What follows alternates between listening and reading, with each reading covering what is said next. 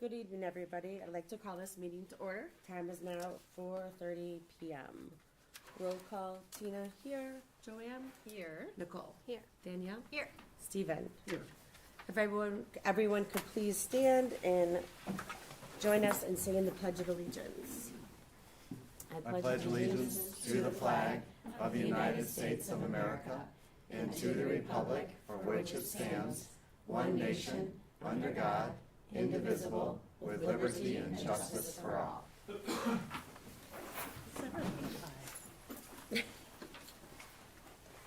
I'd like to make a motion to approve tonight's agenda. Can I get a second? Before we do that, Sure. can I just make one suggestion?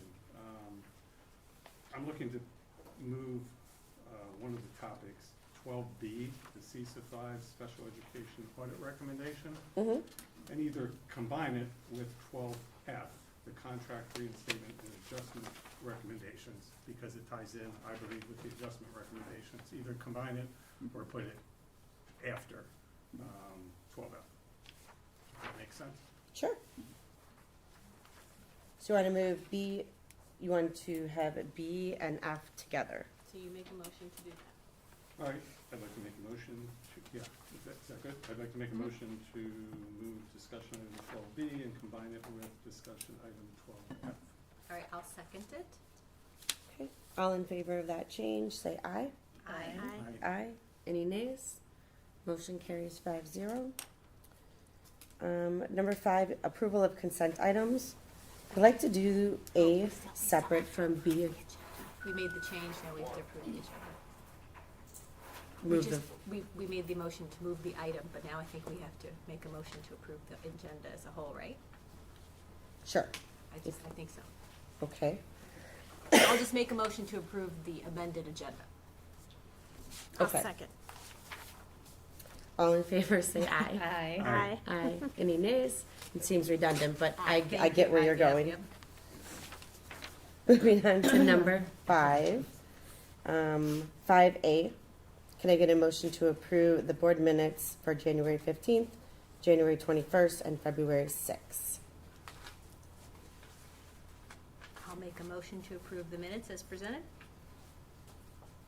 Can I get a second? I'll second. Go ahead. I'll second.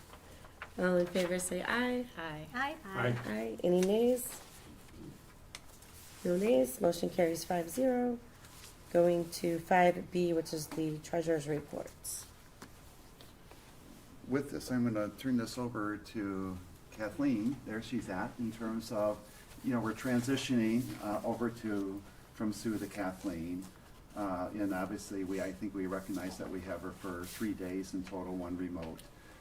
And so Kathleen is working with me, as well as Lori and Abe, to combine some functions under Kathleen, or that new business manager's position, okay?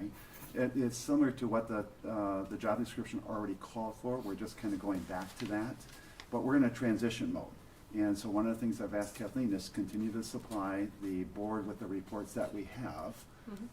And while you might not be able to answer questions on the spot, we will follow up. So with that, I really probably would open that up in terms of, do you have any questions of Kathleen, of any of the reports that were provided? Kathleen, I'm not sure if you have any comments. I know that she's just been working to make sure that she's providing that information at this level. I can't say that she's been able to digest everything there to be able to give you that follow-up on the spot, but we'll obviously do our best. I don't have any questions, but I appreciate you getting the reports to us in a timely fashion. I appreciate that. Yes. So are we speaking to both B and C then, at this point? Yes, please. Okay. So, and I don't expect you to have the answer right now, but maybe if you could. On the budget summary by fund report, 10E 807, insurance and judgments, maybe you know this off the top of your head, but we've used 82% of that budget item to date. Typically we're around 52% to date this year. And again, insurance and judgments, I'm not even sure what falls under that, but that could be liability insurance, I'm assuming that type of thing, that maybe we pay up front, and maybe that's why it's as high as it is. I just want to be confident that it's not gonna bite us later on with all of a sudden we're $50,000 over budget. I think you are correct Okay. about the pay up front. Right. So 82%, but I'm not positive, and I can check that and get back to you. Okay, if you don't mind. But that, I glanced at that and thought the same thing, oh, that must have been paid up front, and didn't explore any further. So I will check and get back to you. Okay, and just one other question. For the Fund 10 expense summary, legal services, year-to-date activity now, we spent $16,741 of our amended $75,000 budget. So I guess my question to the board and to Jim, I guess, would be, is that gonna have to be amended upward yet? I'm not sure what expenses or invoices haven't come through yet, or what we're planning on spending yet going forward. I know that, Yeah. based on some of your memos, that you've been reaching out to legal. So I Right. just want to make sure we're amending that, I guess, if we absolutely need to. Not that I want to, Right. yeah. If we would come down to a situation where we're find that we would be exceeding overall budget or within the reasonableness of where we can transfer to balance, we'd be coming back to the board and asking for a budget amendment. Okay, I just don't want to tie Yeah. somebody's hands Right, at this point. no. If we're going to leave it Right. there and then not be able to get something accomplished here Mhm. for the next month or whatever. Okay. Okay, so you just want to leave it that way then? Yeah. Just leave it at 75,000 and go from there. Okay. I'm fine with that if everybody else is fine with that. And Stephen, at the end of the year, per DPI, what typically happens with the budgeted items is we go through and revise the budget at year end anyway, so that we're not overspent in any areas. Right. That it's just one of those DPI things, and most districts follow that and go through and do a revise. In fact, I think Sue did it monthly. That's probably not something I'll be able to achieve. Well, she didn't have us approve it monthly, but But- we approved it a but- couple of times during the year. Right, okay, so Right. I don't I think got I you. would get to that to the end of Okay. the year, but yes, so. Okay, very good, thank you. Did you email your questions ahead of time? Not today, no. Any other Why do questions? you ask? Oh, just because I thought that's what we all agreed, that we would Oh. email to have Yeah, answers. I'd like to try to do that, sorry. I Any was out of other- town for 5 days and just got to it today. Any other questions on B and C? Can I get a motion to approve a treasurer's report and accounts payable as presented? I'll make a motion to approve B and C as presented. I'll second. All in favor, say aye. Aye. Aye. Any nays? Motion carries 5-0. Moving on to D, personnel hires, resignation, and leaves. That'll be me again. Hi. So I have a list here. We have a few, I would say, 4 people who have transferred. 2 of them are listed as new hires, but they're people who have worked for us in certain positions. They resigned and transferred to another position. One was a special ed aide and has transferred to become a driver. So we have what I would consider 4 transfers. 2 of them are listed as new appointments, and then 2 additional, a sub and a lunchroom aide that we've hired, so. Perfect. Do you guys have any questions on the staff changes? Maybe not. Nope. Okay, I would like to make a motion to approve the personnel hire, resignation, and leaves as presented. Seeking a second. I'll second. All in favor, say aye. Aye. Aye. Any nays? Motion carries 5-0. I will turn the table over to John. So thank you all for having me here. My name is John Jenner. I'm the district administrator at Social Central, and just wanted to spend maybe just about 5 minutes with you. I'll call it kind of the state of the union of Social Central. Certainly we'll take any questions you have during and after. Kind of the 4 areas that I'd like to talk to you a little bit about today is, the completion of our referendum project, an update on our strategic goals, some celebrations of the district, and then our financial update. So, Carrie, if you want to just kind of click through, I won't go through all of them, but I just added a few pictures of our completed referendum project. We are in year 2 of the completion, actually, of being able to use it. So the pictures that you see in front of the screen here today are our added spaces. The top right-hand corner, I just want to signify that I think for a school that has 1,300 students, one of the cornerstones of it is really the addition of our auditorium. We had the experience when I got there, it was our cafetorium, we had folding chairs, so I think our kids who are part of our performing arts, our drama and our music, they put a ton of time in, and they deserve to have a State of the Union. So I think all of the project is outstanding, but you know, if you have favorite parts of it, I do think our auditorium is certainly part of that. So the second one is just some more pictures of the building. And Carrie, if you kind of go to the slide, maybe right after that, and just if you want to be respectful of your time. So I think the big piece of that is our referendum was $39.6 million. We were in a time where budgets were tight, so we did have to value engineer some things out. We really took out, ironically, the Falcon Way and a roofing. We took that out of the project, and we've been able to fund that through some different sources.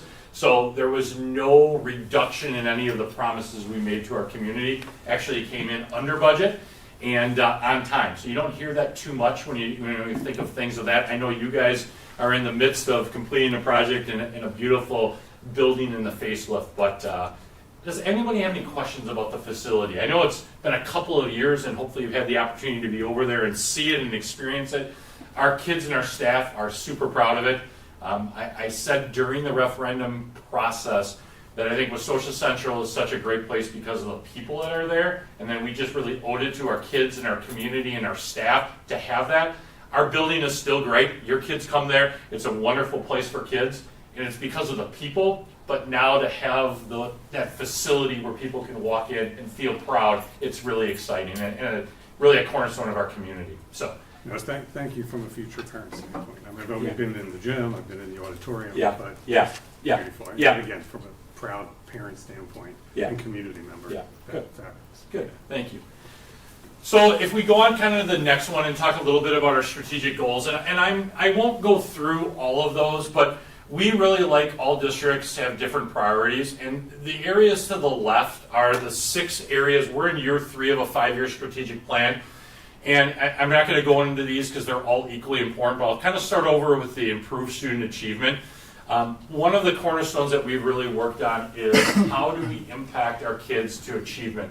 And one of the things we've really looked at, I think, we were all guilty of this. My kids are all out of high school and that, and the question we used to always ask high school kids is, where are you going to school? What's your major going to be? And we've really tried to take the focus to talk to kids about how are you ready, or what are you going to do post-secondary? So we've really made a conscious effort to ask our kids, as our seniors are there, is like, what school are you going to? What's your major going to be? We really changed this, what's your plans for next year? Because I think that we as a community, we as a society, put so much attention into, are you going to Madison, are you going to Columbus? And for some kids, that's super important. And that's certainly what we want to provide that path for them.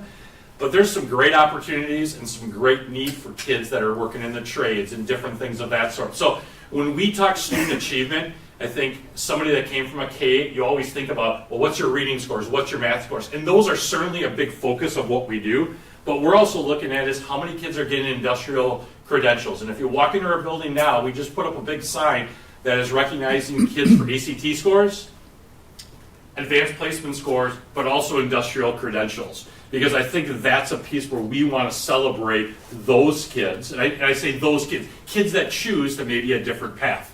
So that's what we're doing for student achievement. I won't go through all of those, but I think the bottom one in the middle there, attracting and retaining staff, that is really a focus that we've had in our building. And I can tell you that in the last 3 years, we've only lost 2 staff members that have gone on to a different school district.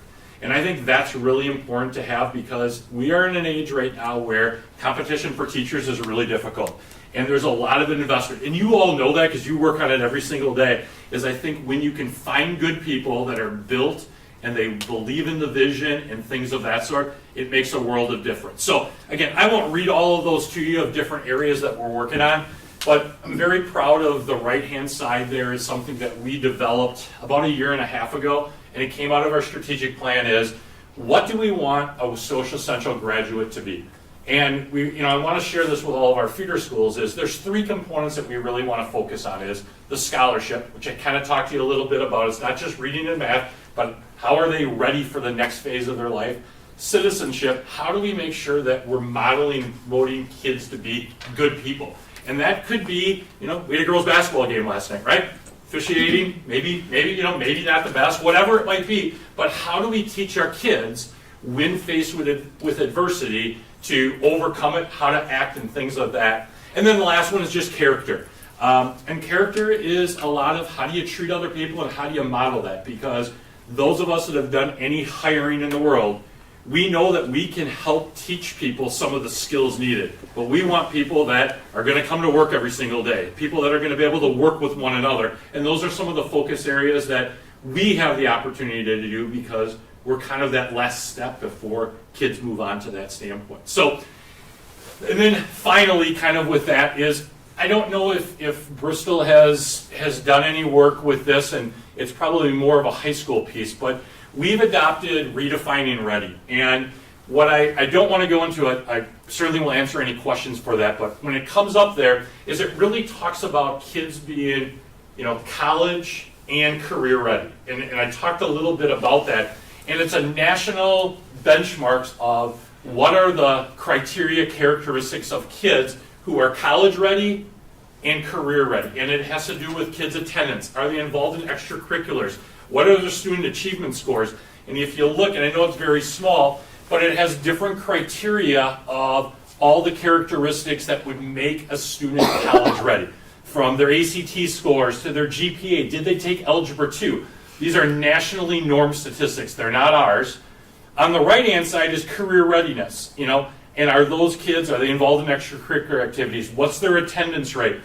And then in the middle, what our goal is we take that matrix, and the state helps us with this, and it gives us a benchmark of what percentage of, in the far right-hand column, when you see 2024, it talks about that we have, and I got to get a little bit closer here, 73% of our graduating seniors last year were college ready. So about 3/4. If you look at career ready, 89% of our kids, based on these metrics, were career ready. And then it talks about college or career ready. So 92% of our kids that walked across the stage last year were ready for one of those two. Our goal is we had 70% of our kids college and career ready, and our goal as a district is where we want to get that number to 80%. We'd love it to be 100%, but that's our first benchmarks to get 80, because quite honestly, sometimes kids think they know what they're going to do their junior year, and they think, I'm going to Marquette, I'm going to college, but a path might open some, or vice versa. So that's really been a focus of ours of what can we do to improve those opportunities and skills for kids. So it's really year one officially for us to really use this. We use it during our professional development, our faculty meetings, but it's really a benchmark for our district. So lots of information kind of on our strategic plan, and then I'll just kind of give you the very last slide of just kind of our financial outlook. It's probably not always the most favorite topic for districts, but right now with Social Central is we are in a really good place financially, and I will tell you, number one, what is helping us is if you look at in 2024-25, our enrollment was 1,300 students. If you look back 6 years ago, we were at 1,099. So one of the big parameters of school districts is school funding. A lot of it is based on kids. How many kids do you have in the building? So not only have we grown enrollment, but if you also look at the right-hand column, 8 years ago, we were -1 student open enrolled. And I always tell people that there's this fine line of how much is open enrollment and things of that sort. But if you look at where Social Central is over the last 8 years, in 2017-18, we had more students, albeit one, leaving our district to go somewhere else for a variety of different reasons. This past year, we are plus 222 students. And if you think about why we have avoided so far the operational referendum path that a lot of districts are, that represents about a $2 million net impact to our budget. If open enrollment went away tomorrow, we would lose $2 million in net open, revenue. So there's that fine line as a community member of how big is too big, how many should we take. But for us, we've been able to sustain it. I think the new facility has allowed kids to be more spread out, different opportunities. But financially, we're in really good shape. I think our biggest concern is we're seeing a decrease in state aid, partly because our property value is going up so much, and health insurance. We had almost a 20% increase in our health insurance last year. And that, if you ask me what keeps me up at night worrying, that's probably the biggest factor of just the sustainability of what that is. And I think you could ask any business and they would probably say the same thing. But all in all, I think we look at, budgets in increments of 2 years. I think from a budget standpoint with Social Central is we have a balanced budget, looking ahead in the next 2 years.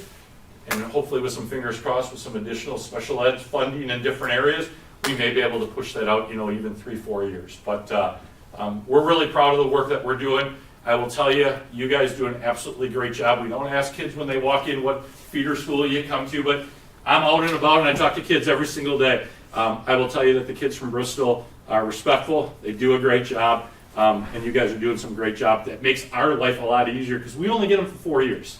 And sometimes I think we get them for about 3 because halfway through freshman year, they're kind of grounded, they're kind of ready. And I will tell you, our seniors right now, post-Christmas, they're ready, right? So I do look, I do say that as somebody that worked in a K-8, and I loved the time that I had there. You get kids for 9 years. You really get to see them grow and develop. And at the high school level, you get them for such a short period of time. Our success, and I don't mean this lightly, is because of the work that all of our feeder schools do. We get the credit for it. We get the great news when they walk across the stage and kind of get to see some of those glory pieces. But I truly mean this, and I thank you guys because you're doing great things. Your kids come over, they're ready, they're respectful, they're good kids, and I think you should celebrate that too. So I went way longer than 5 minutes. Those of you that know me, I could have told you it wasn't going to be 5, but we're in a great place. I'm happy to answer any questions. Or any feedback that you have. So I appreciate the opportunity. So no, go ahead. Well, I was gonna say thank you so very much. When you have this last one for long-term, how do you message on that? How are you communicating that to parents as far as that last concern on the list? I'll be honest with you. Kind of my personal. I've been doing this for about 15 years. I don't do a lot of the pieces like sending out to parents and things of that sort because, quite honestly, I think there's such a difference of opinions of people of how much schools should be funded and things of that sort. So I think what we try to do is just send messages out to say, our budget's in good shape. Here's where it is.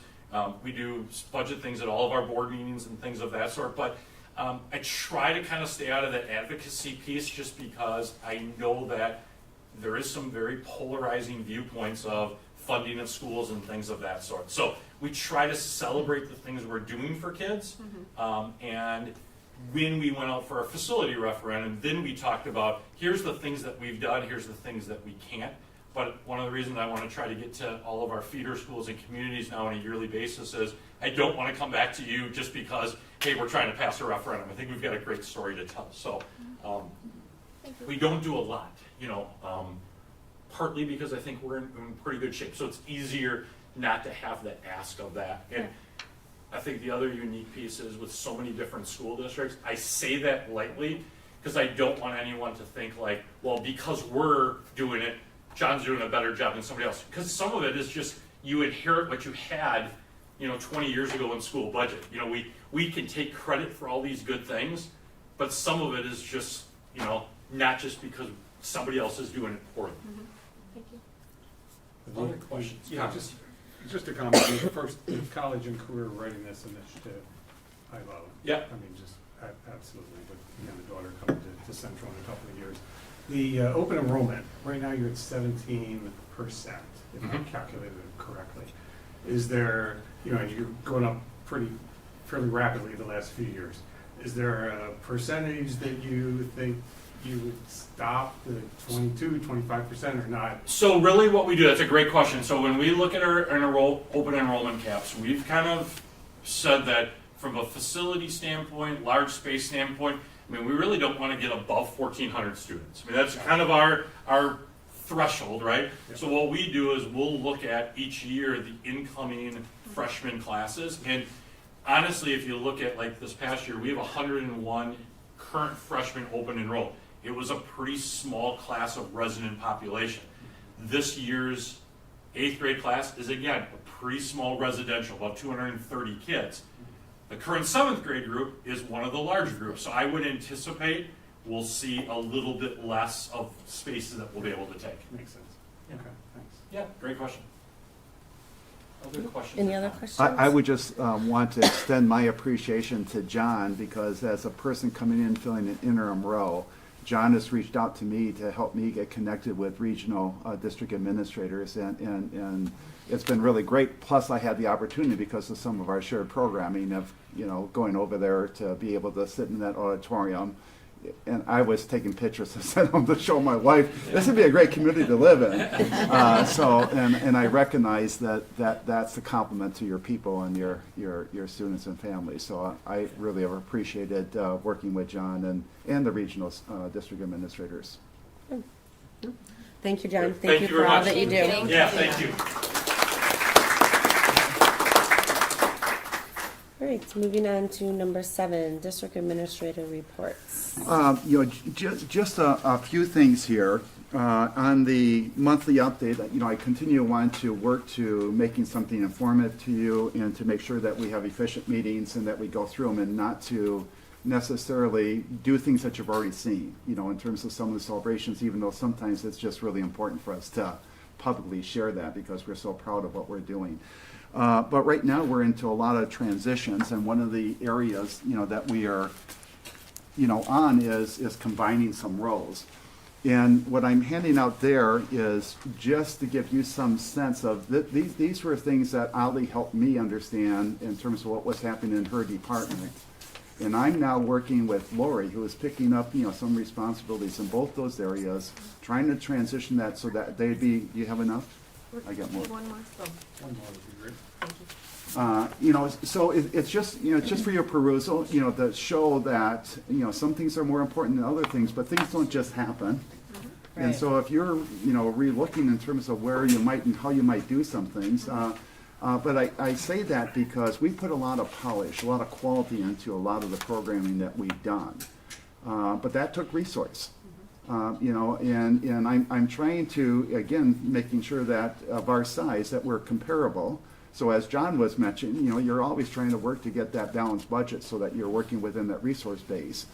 But again, it's just important to understand things don't just happen. Somebody is doing some things, and there are different ways that you can do them. But just as an example, it's people are expecting the same thing they've always had.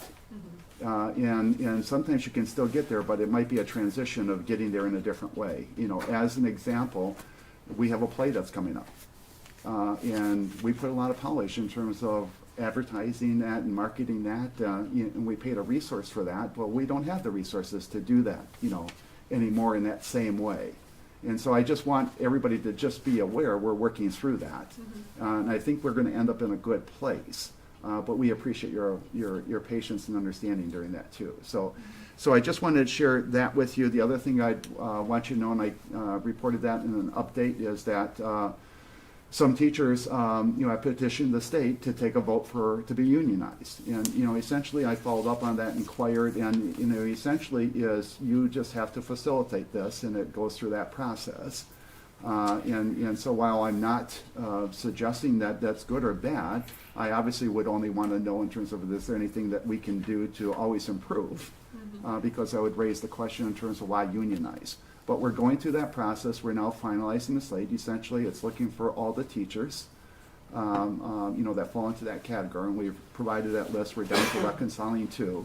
But then it goes back to the state, and then they eventually set a date for an election. So it's an information piece, right now, other than, as I shared that with some board members are saying, are we not doing something? Because as I have always seen, you are always wanting to make sure that we have good working conditions and everything's there and people feel like there's an openness. So it's just a piece of information for you to understand. The other thing that I'm working to try to do, and it's reflected in the strategic plan, and there's a presentation, today that you'll see too, is that it's always been important for me to make sure that we keep the main thing the main thing. And when that comes down to always students and their success, academically, socially, and all the things that we get those reports back from John about, yeah, we can really spot your students, in terms of what we provided them, and that carries on. So right now, in interest of me, and some of this is Act 20, but I hate putting myself into a compliance mode that I'm doing something because of versus just continuing to raise our own bar in expectation. But foundational skills in reading and math are critical because they open up the door for everything else, including the trades. It's amazing, in terms of how important academics are in the trades. So with that, you'll see some of that today where we're trying to make sure that focus is always leading our conversations too. So that's what I have on there. And then on the second thing, we're trying to update. I think our strategic plan has been very insightful, and the thing that I recognize from my leadership team is they've taken that very seriously. They have tried to match everything that they do to that strategic plan. And one of the things that I also want to do is make sure that we, as an exercise we just did in a professional development that we had this past Monday, and you may have seen this if you've ever followed Covey or some of the others, in terms of you have a container and you have all these big rocks that are important, right? And then you have all these pebbles that also need to get done, but you only have this container, and how do you fill that up? If you put in all those pebbles first, those big rocks don't fit. You're consumed by all the busy work, and not those things that are going to make a significant adjustment. So we're making sure that we're also paying attention to that. Do we have the right focus, that we're taking on the most important things? Because the more we succeed at that, the more other things fall into place, I think, because you're doing more of the right stuff. So it's just kind of a comment. I couldn't be more pleased with our faculty, our students. And in fact, it's like I'm embarrassed sometimes. I go around, I'm called Mr. President. I think I shared this before, and I get hugs, and I think I haven't even been there that long, but it's a great place to work, and you got an impressive team. But we're stretched thin right now in this transition period of time, and so I just appreciate your patience with that too. Thank you. Thank you. Do you want to go into referendum and Yeah, voting? the referendum, the strategic plan, I think you're going to see some of that now, today with a little bit of a snippet of a presentation. But on the referendum, we mentioned before that we're following up some projects, and it's really listed down below. The only other thing is maybe some of the other items that we're looking at. Tom, do you have any, we talked about the gym floor, the roofing, but we have again looked in terms of how to make good use of these. In some of this, and we'll come back with more of a reconciliation. The project always planned on interest, but it was something that they could guarantee. And our interest is greater than we anticipated, and we are hopeful for that. Well, that creates more opportunity. We've also decided to pull some stuff back from Nexus, to not have to pay their commission, where we felt we could do that work ourselves, like the roofing and the gym floor. And the gym floor didn't have to come here, but it's an information item because we think it's important in the stage, which I think I had feedback from board members in terms of here we get this nice, impressive, and something doesn't fit, and so we're taking care of some of that. But, as I'm working with Tom, and Tom has been very helpful here in terms of knowing, obviously, the facility much better than I do. But, Tom, some of the other areas that we're looking at? Well, Danielle and I were talking about possibly upgrading. One of the things that was missing in the beginning plan was updating our ADA access at door 2. So I did get a chance to email Lou to say get bids to get that up to modern day rather than battery operated when it's -5 out. Door openers and closers.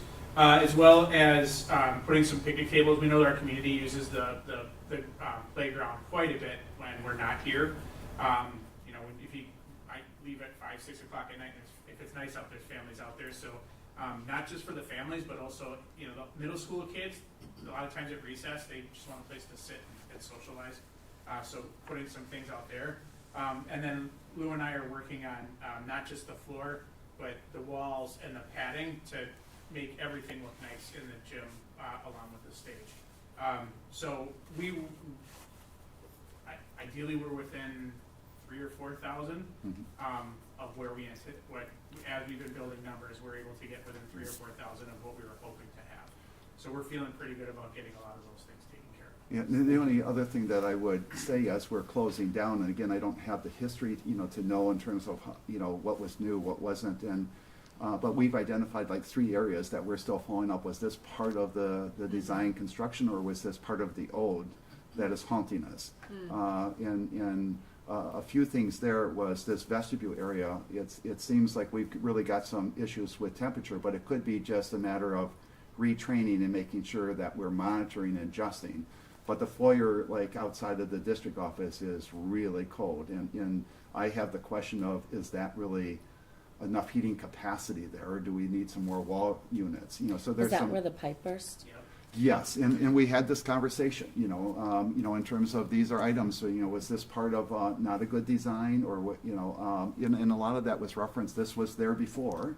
We put it, you know, opened it up to meet the new addition, but we're still wanting to make sure we understand whose court is it in, you know, but, you know, so we're working on that.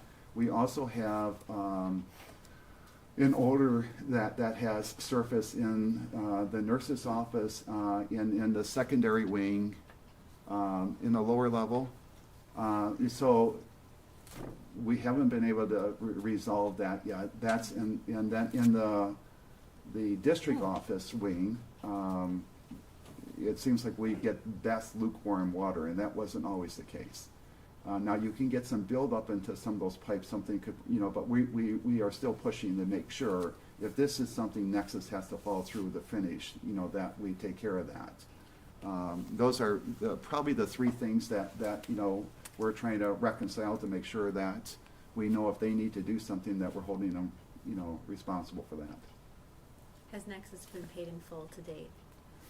Well, we've been paying their contracts, not full to date, they're still billing, and we have the projected, Okay. you know, costs where we know where we're ending up. You know, pretty much, you know, so it's close to being final numbers. Right. And we will have one follow-up with them one minimally in July, because they'll come back to, they have to verify that all things are working, you know, so your heating and cooling and all that stuff, you know, that they test for that, and so they wouldn't test air conditioning now, but they will be testing some things, you know, and then we'll have a 1 or 2 follow-up meetings to bring closure to everything in July. I think Yeah. that was when we were And looking they'll to, also turn over all the warranty work and- documentation on warranties, who we contact, what the scope and the duration of the warranties and those kinds of things, where we would go from here once we completely sever from them. and Would they we'll- still follow up with the punch list if, like, you guys would be We're able still to add We're to still that? working- It's yeah. mostly done, it's just a few things that really fall into is that an old issue that was never part of the original scope, or is that something that A would new fall one. with them, but Mhm. last time I looked, it's not anything significant or major. Sure. So while we're still on the district administrative reports, so I just learned of this potential teacher unionization yesterday, I believe.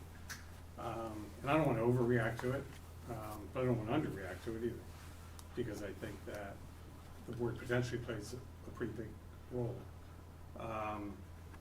And obviously, I don't know how the vote's going to come out, if it's going to be 80% for, if it's going to be 60% for, if it's going to be 20% for. So, I don't know any of that up front. I guess what I'd be curious, if Jim File, you come back to us, if you know, from the staff at the school, are there any past or future decisions that the board has made or will be making? And obviously, it's more, I'm sure, than just benefits and compensation, but I'm sure benefits and compensation come into play. We made a change with benefits fairly recently, not a major change, but we made a change, and I don't know how it impacted people. We'll be looking at staff compensation fairly soon, I believe. You know, we can certainly look back over, and I'd be curious if any of our staff compensation decisions over the last 2, 3, 4 years are of concern. And again, we can't, you know, we can't go out of our way to not pay attention to budget and community and so forth. But, you know, I think I've mentioned this now to three different people, and I don't know why, over the last 2 weeks. But, you know, when I was about 25 years old, I went from, you know, managing 10 people to managing 125 people. And my boss at that time pulled me aside and he said, you know what, Steve, don't ever forget that happy people are productive people. And I've never forgotten that. And again, you can't make everybody happy all the time. But if there's anything that the teachers could convey to the board, if it's important, of past decisions or future decisions that they would like to convey to us, at least I would certainly be all ears. So. Just with that, and that's something I Sure. wanted to mention anyways, I'm glad you surfaced that, Steve, because we are doing the survey again. And so that window is just opened up this week, was it this week? Monday, yeah, And it closes in on March 2nd. March 2nd, okay, so it's very important, we're staying with the same survey, we've identified that. You know, on the agenda later on is paying attention to feedback, and that's one of the reasons why I've also recommended the special education audit, because there's information there and trying to reconcile that, you know, to have data that supports your understanding, you know, to get to that. So I think that this is a very important issue, and something even in not knowing if I was here for a month or 2 months, you know, that relationship thing is giving me dividends because people feel important that I've taken the time out, you know, to try to understand the organization by talking with our people. You know, but I think the board plays a critical role. The more the board is unified, the more I see positives in organizations I work for. And that doesn't mean you're always in agreement, but that you're working together to resolve things, including having hard conversations. You know, so it's challenging. You can't share everything with everybody. And so those are some challenges. But I think people like to know what's going on, how they play into it. And that's a lot about how we respond to them. You know, so again, I think we're doing some things. I've been just very pleased with the candidness I receive from people, you know, where I'm recognizing, yeah, we went through a difficult transition, and that was following on years of some challenging transitions that this community has gone through. Overall, and what I shared early on was we have more to lose because so much is still really working. You know, and that's what we have to sustain here moving forward, you know, to even take it to the next level. But so I appreciate everybody's interest in this. Okay, thank you. All right, moving on to curriculum and instruction updates. So Carrie and Kathleen, I will turn this over to you. Excellent, thank you. All right, you ready? All right. My name is Carrie Husens, Principal of Curriculum and Instruction, and I have Kathleen Dopich, who is our reading specialist, reading interventionist, reading guru, all things reading. She's amazing. Thank you for the compliment. Yes. And thank you for having me here tonight. Yes. I appreciate it. So thank you for having us here and sharing a little bit about the curriculum instruction update. We're really excited to share some really positive things about Act 20 early literacy that we've seen happen already. And we'll just go ahead and jump in, actually. I've got this thing. So Jim mentioned earlier, it's super important for us to focus on strengthening our foundation. And with Act 20 coming in, it was, we didn't want to fall into that compliance model. We wanted to do this because it's what's best for our kids, to help bolster those reading scores and really make sure that our kids are ready as they move forward. And so we didn't see this and we didn't portray this as anything other than we need to really buckle down and see where our kids are and how do we move them forward. And really excited to share that our teachers and Kathleen have worked so hard in the last couple of years to prepare for this first official implementation of these assessments and celebrating some of the gains that we've already seen in just these few short months. So I'm going to give it over to you to share some of these celebrations that we've already seen so far. So really, word of Act 20 started coming down about 2 years ago. And we've been preparing for this for a good 2 years. We have been incredibly proactive here at Bristol, and I give Carrie a lot of credit. She's been on the ball. We, as a leadership team, meaning Carrie, myself, and a group of teachers, including a representative from each grade level, and special education staff, went to CESA 6, and we were engaged in their early literacy academy. We learned much about the science of reading, a lot of about strategies, high leverage strategies, and brought this back to our staff. We engaged in a lot of professional learning and figured out how we can bring this into the classroom.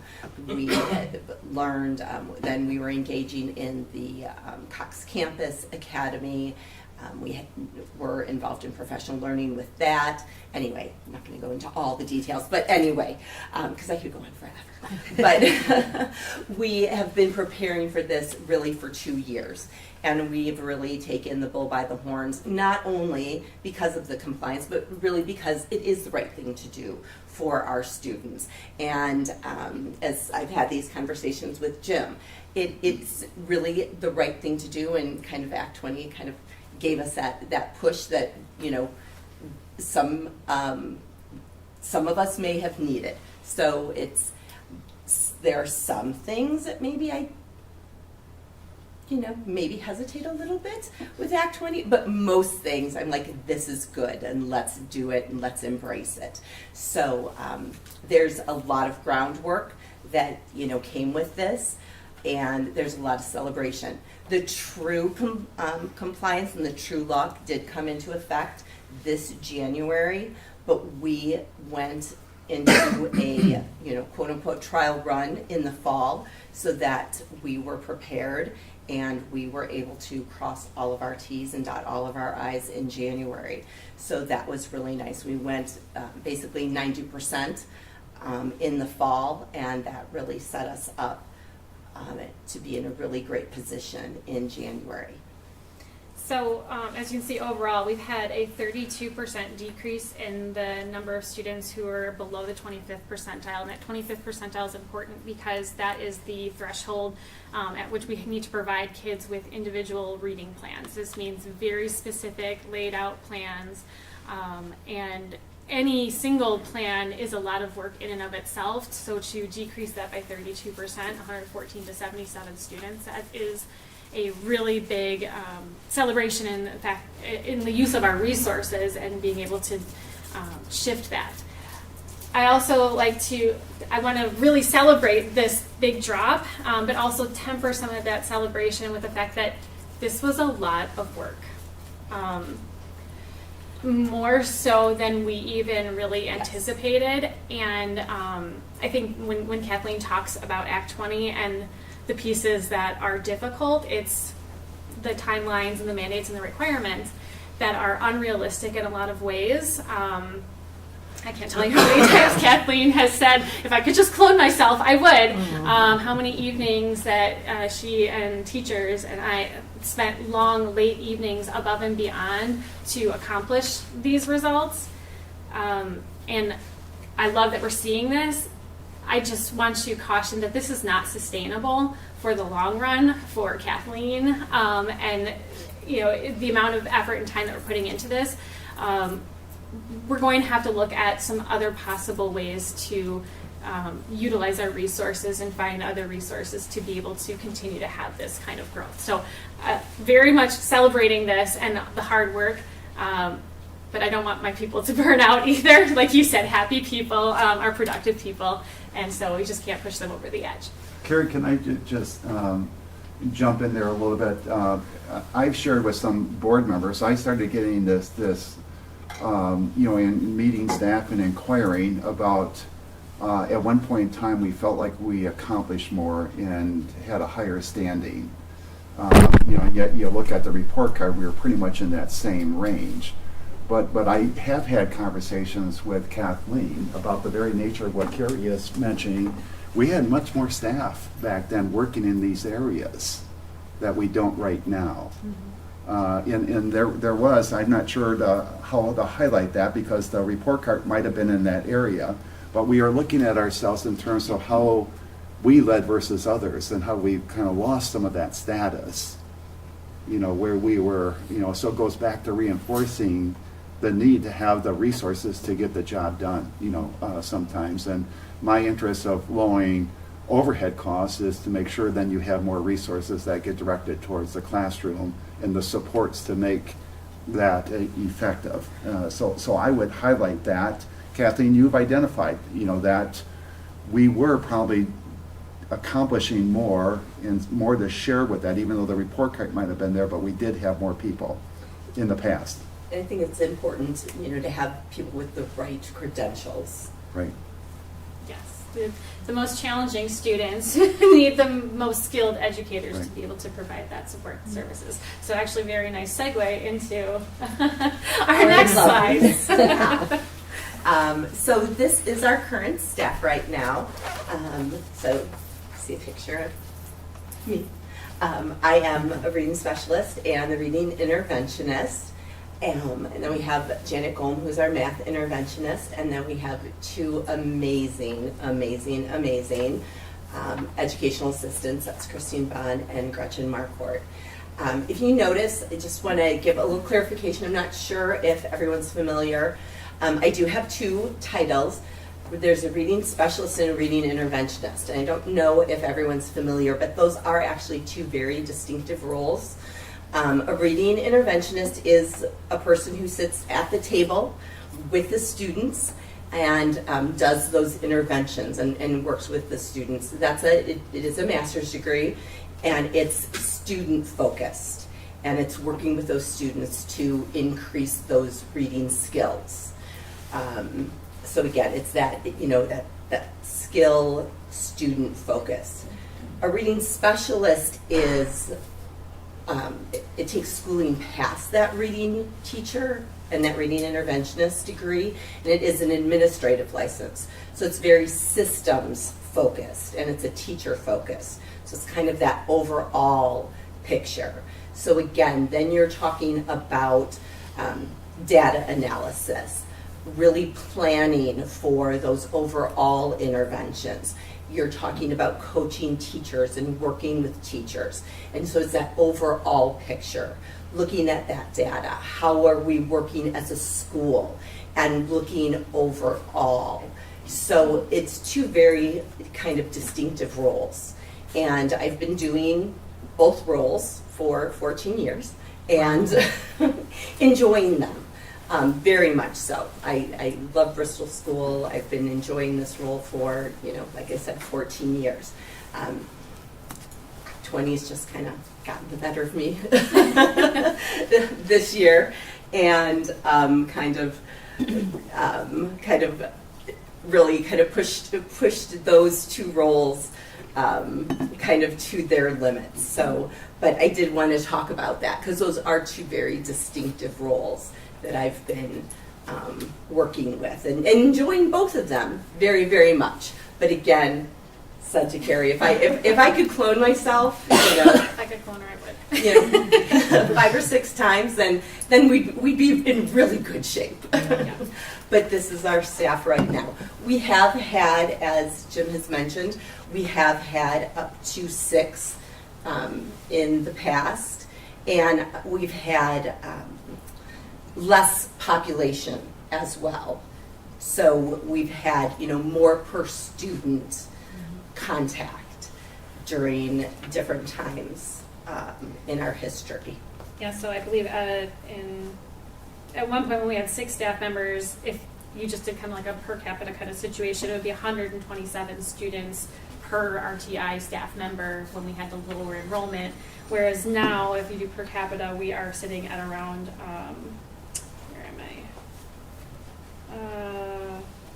200 students per RTI staff member. So it's a significant increase in the amount of student needs that are divided up among those staff members.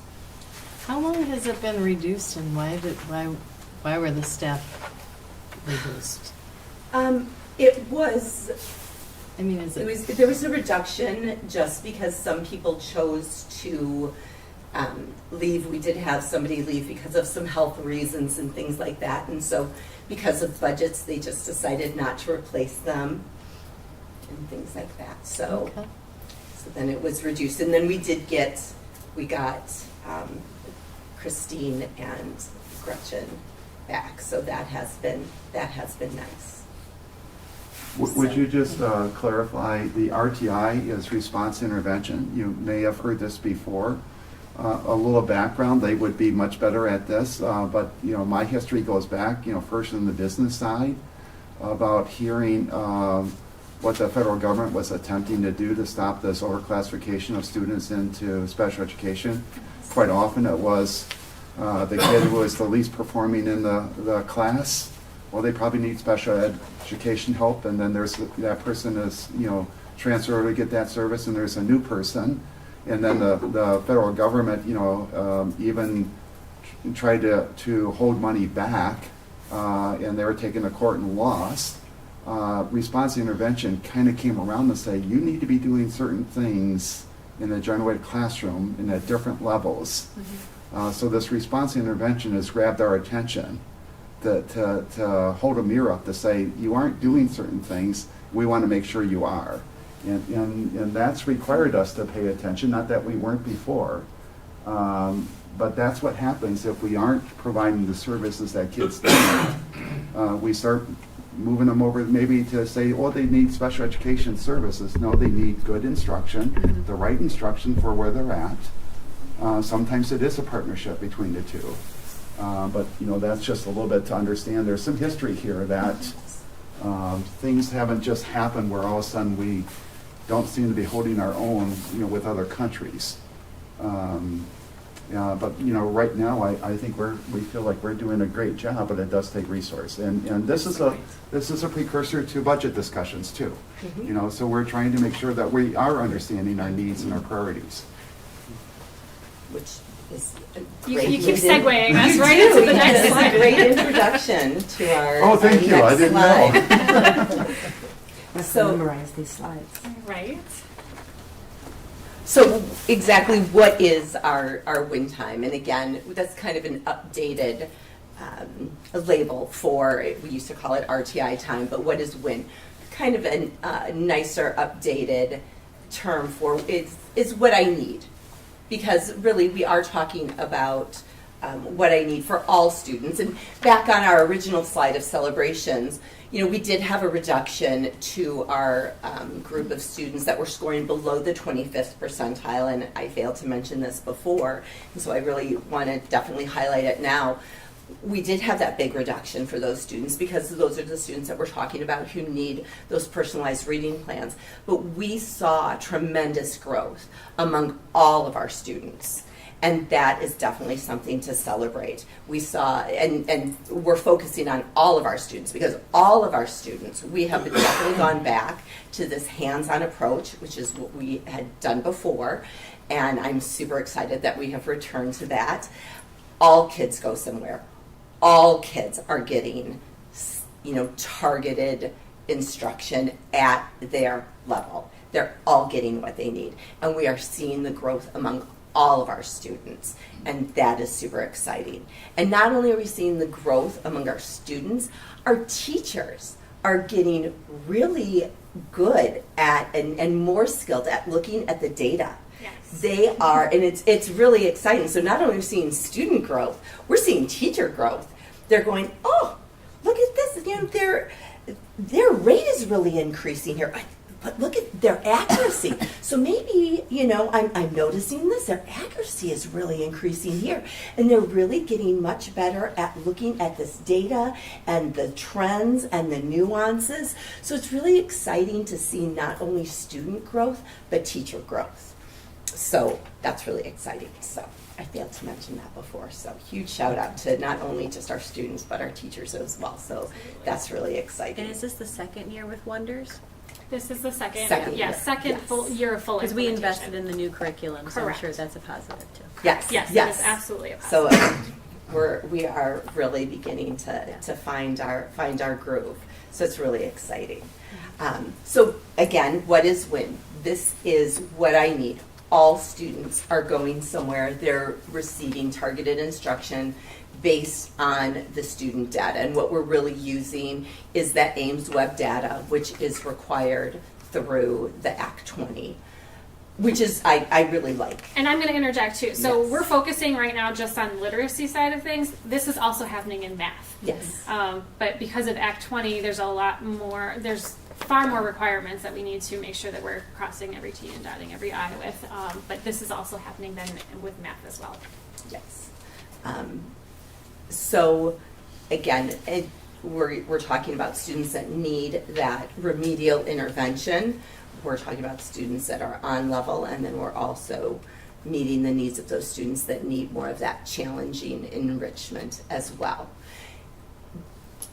During WIN time, this is above and beyond that core curriculum.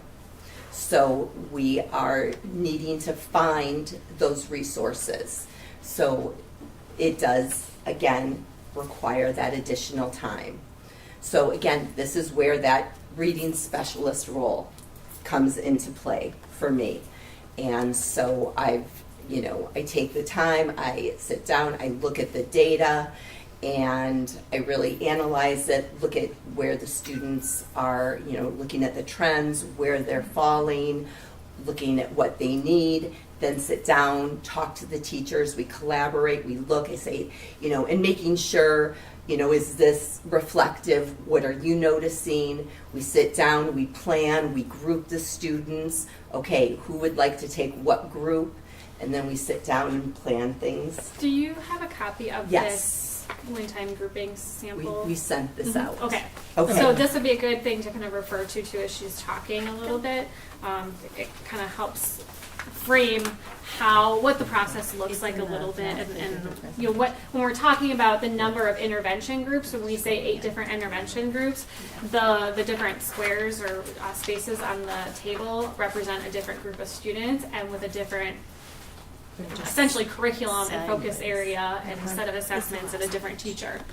So this is literally something that I drafted. I just literally took out the student names and gave it to you. This is literally what I worked on before I sat down with the first grade team for the fall. And I just took out the student names and then gave it to you. So I looked at the data, said, okay, these are the needs of what I'm seeing based on the data, not only on the Ames Web data, but our internal assessments that we took, looked at what the students needed. I didn't put in the teachers' names or the interventionist names. And then also, as I mentioned, this is above and beyond the resource or our core curriculum. So then I started plugging in different materials and things that they could use to help get these intervention groups started. So this is how it works. And then we do this for every single grade level. So you can see this Yes. is a lot of work, For ELA and math. but this is what we need to do for our students. And it seems to be paying off. And the kids love it too, because they sometimes, oftentimes they get to go experience a new teacher. So, and then you can see up on the slide, you can see the number of different intervention groups that we have going on. So for kindergarten in the fall, we had 8. First grade, we had 9. Second grade, we had 9. Third grade, we had 8. Fourth, we had 7. And fifth, we had 7. Because that includes the 7 that we have going on during WIN time. But then if there's a student that we think they need a little extra boost, or we have an active special education referral going on, they may need that additional time as well. So, and then there's just a note on there. I will lead one group, so I help oversee all the other groups. That's my reading specialist role. And then here's my reading interventionist role sitting at the table. So I wear a lot of hats. during the day. You wear them well. Thank you. And I just want to say, the letter that you sent out with this, the recent data was expertly crafted. As a parent receiving it, your whole team did a wonderful job with that, so thank you for that. There's a lot of running back and forth to the copier those few days to get all that going. Well, good, but good. That was our goal, to make it Yes. very understandable Yep. for parents. Yep. That's good feedback, so thank you. Any other questions? Because there are a few more slides that I have not related specifically to WIN, but any specific questions that we can address about Act 20 or WIN time or anything from Kathleen? Looks like you guys are doing an amazing job. Yeah. Thank you. I would, unless there's more to come, one of the things that we recognize too is we focus a lot of attention on the elementary, Yes. at the Yes. expense of middle school too, Yes. because, you still have, if we were missing something here, that doesn't go away in terms of that need. And so it's finding that balance to make sure we're helping all kids where they're at what grade level. So those are some additional challenges. Yes. But the stronger the foundation, it eventually saves you time and resources down the road because of where you're applying it. Yes, and let me speak to that. So at our staff meeting celebration, when I was sharing the celebration of those slides, I really want to give a big shout out to our middle school staff. This year especially, we were never, I shouldn't say never, but we would have always liked to be able to support our middle school staff a little better. This year we've really had to pull away from our middle school staff to really be able to do Act 20 fully the way we should. And we have not been able to support middle school at all. So really middle school has really had to take on extra work to be able to do that. And we really appreciate the extra work that they've had to do because unfortunately our RTI staff has not been able to support them. So this is definitely an all-school effort to be able to be successful with that. So again, I give not only a shout out to the primary staff and all the work that they have done to make this work and increase those numbers and give our growth to those students. Our middle school staff is doing a lot of extra work in order to allow us to have this success. And hopefully in a few short years, you will see the results and it will pay off. So definitely an all school effort. And I so appreciate, because like everyone has these coworkers as well who pick up the slack and serve our kids well, but it speaks to the fact that budget-wise, we don't have someone for serving 6th, 7th, and 8th right now, and they're really on their own. Yes. Yes. Yes. So. Yes. Well, this is a really great presentation because we have not been involved in those kind of pieces on the budget. So it's important to know that there's a hole somewhere, Yeah. Mm-hmm. and No, there and is. a really important one. Yeah. Yes. So thank you. Yes. Thanks so Definitely much. something to think about for us. All right, and then I'm just going to quickly go through the last couple of slides that I have just about, again, continuing to build our foundation at Bristol School and some things that will help us out as we move forward. One of the things that I have been looking at as the lead for curriculum is strengthening our foundation in articulating our curriculum. One of the things that I think started in some ways and then kind of went away before I came was that our curriculum, we have curriculum resources, and then you have teachers implementing these curriculum resources, and as we implement them, we make changes along the way, and we need to document those changes and be in agreement so that we have that continuity. And so one of the struggles that we have experienced through different transitions and things like that over time is that our curriculum has not been fully articulated in a consistent place. And a struggle for me is finding where, sometimes it is articulated, finding where this is in random Google Doc here and there. And so one of the things that I would really like to move forward with is a purchase of a curriculum management software, which would allow us then to map out and spell out what we're doing in all grade levels, all content areas. It will facilitate cross-content area communication, cross-grade level communication, where, oh, when do you teach that standard? Oh, here, and what do you do, and how do you assess it? Oh, that's awesome, then I don't have to go digging for it. And, you know, we even had conversations in our middle school about, oh, if we knew, like our counselors, if we knew that you guys were doing that in financial literacy, that's really going to help our ACP program. And so again, creating this centralized place for all of our curriculum to be housed creates that ability for our staff to have those conversations, and then with the long-term goal of then having that curriculum fully articulated on our website so that families can access and look at that and see what we're doing at any time. And that, to me, I think would be really powerful and help with that transparency piece. So I did put a little bit about the specifics of where we are and where we'd like to go. And so I spoke to that, so I won't dig into it any further. And then the last thing I did want to speak on is strengthening our performing arts pathway. As a single school district, and John, I'm sure you can attest to this too, staffing in our special areas is challenging. And we have to be very flexible with how we offer and use our resources. And we're currently sharing a choir teacher between Central and Bristol right now.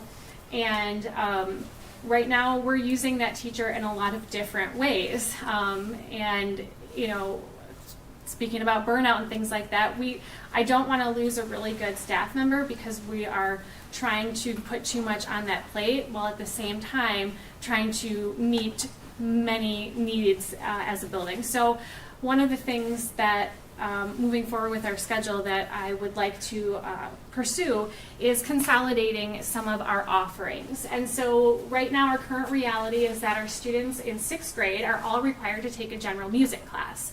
And so 6th graders take that as a part of their encore rotation. They have music, art, PE, and Spanish. And one of the challenges, like I said, is that we have this shared teacher. And by having our kids all have to go through general music, there's a lack of exposure in choir and band. And we've long tried to build up our choir and band programs. And so the vision moving forward that I'd like to propose and suggest and have further discussion on this is to expose all students to music through the lens of band or choir. And so rather than having the kids funnel in 6th grade through general music, they would go through either band or choir. They get that music requirement while also helping our choir teacher focus the number of courses he needs to prep for. And then in the end, building both our band and choir programs because you have kids that have already had that exposure. And then at the end of the day, building that choir program at the high school as well. And so I wanted to propose that and share that with the board as we're looking at making some shifts to the schedule coming into the next school year. So are there any questions on the last two pieces that I shared?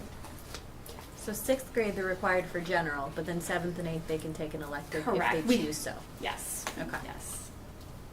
And they're required, there's flexibility from DPI as long as they have access to that music curriculum. It can be through choir or band. So if we don't offer the general music, we do still meet the requirement by doing the two-way track. So a general music class would shift from like a desk-based opportunity to 6th graders are either going to have to sing or play an instrument. Correct. Okay. Yes. Makes sense. And But 6th graders right now can take band. Yes, they can. So, Okay. yes. And the way that scheduled right now is they kind of get pulled out of the music class or they'll get lessons and then they have a band in the exploratory class at the end of the day.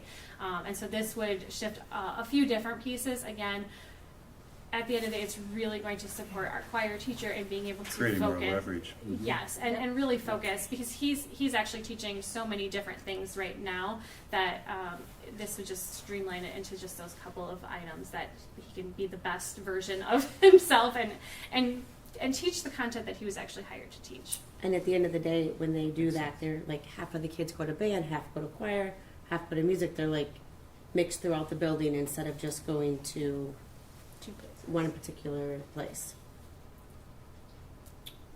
Right. Right now is what I'm saying. Three is, options is instead they of are two. Yes. They are throughout, or they're in not study hall, but they call it something Advisory. else. Oh, the advisory. Yeah.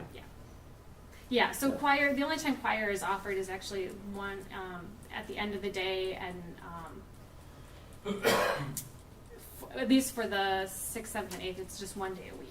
And so really wanting to build that up, because right now we don't have the number of students in it.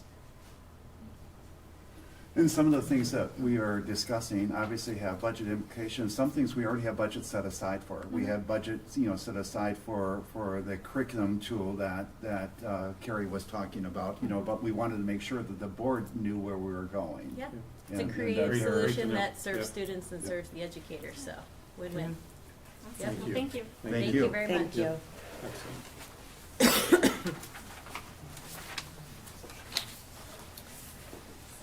All right, moving on to President's Report, I just wanted to give everybody an update on the efforts of hiring a district administrator. This position is essential for our district's effective management and operation, and we are committed to finding the right candidate who leads our school with vision and integrity.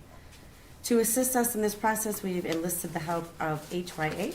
This position has been posted effective February 7th. We've created a job posting that details the responsibilities, qualification, and skills required for the position. Key qualifications include a strong background in educational leadership, proven experience in district administration, excellent communication skills, and a commitment to fostering an inclusive school environment. We currently have 4 applicants that we've received to date. A mailer containing a survey QR code has been scheduled to arrive in your mailbox soon, along with all the community members in Bristol. This QR code will also be available on our website, Facebook page, allowing all stakeholders, including teachers and parents, to share their input. Along with that QR code, there will be a focus group forum open to the families of Bristol School and the community members on March 6th at 5:30 in the Library and Media Center, and on March 7th at 7 o'clock. That meeting will be via Zoom. More details will be offered soon.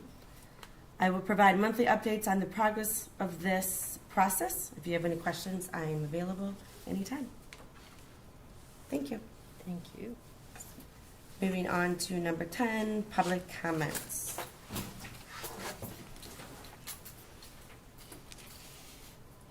No public comments?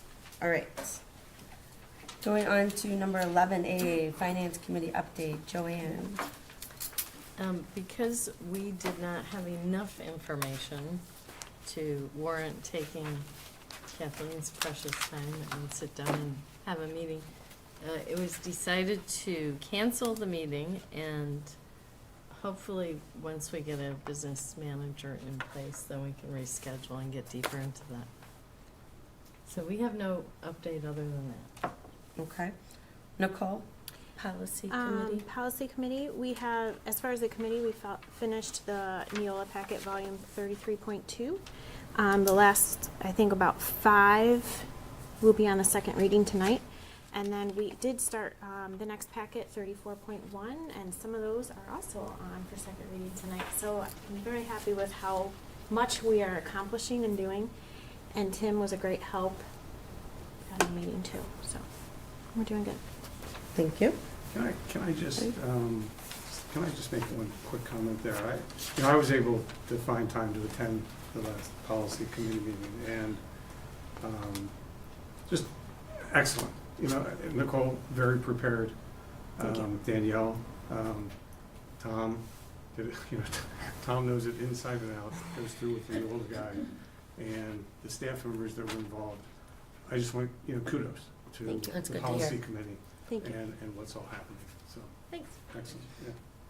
Thank you. Discussion items. Bristol School Budget Development Calendar. What I have in there, it's just really a rough working draft, but I wanted you to know, essentially, I'm working off of a template that sees applied quite often. So you met Derek when Derek was here with Kathleen. This is something that they would have introduced to most of the districts they're walking in to help. And sometimes it's over their head. They're trying to help them, get them back on track and stuff like this. We first, sought to seek C-Supply's input to see maybe holes or where we could strengthen, our operation. Now they're into the actual doing a lot of the work, you know, with limited time.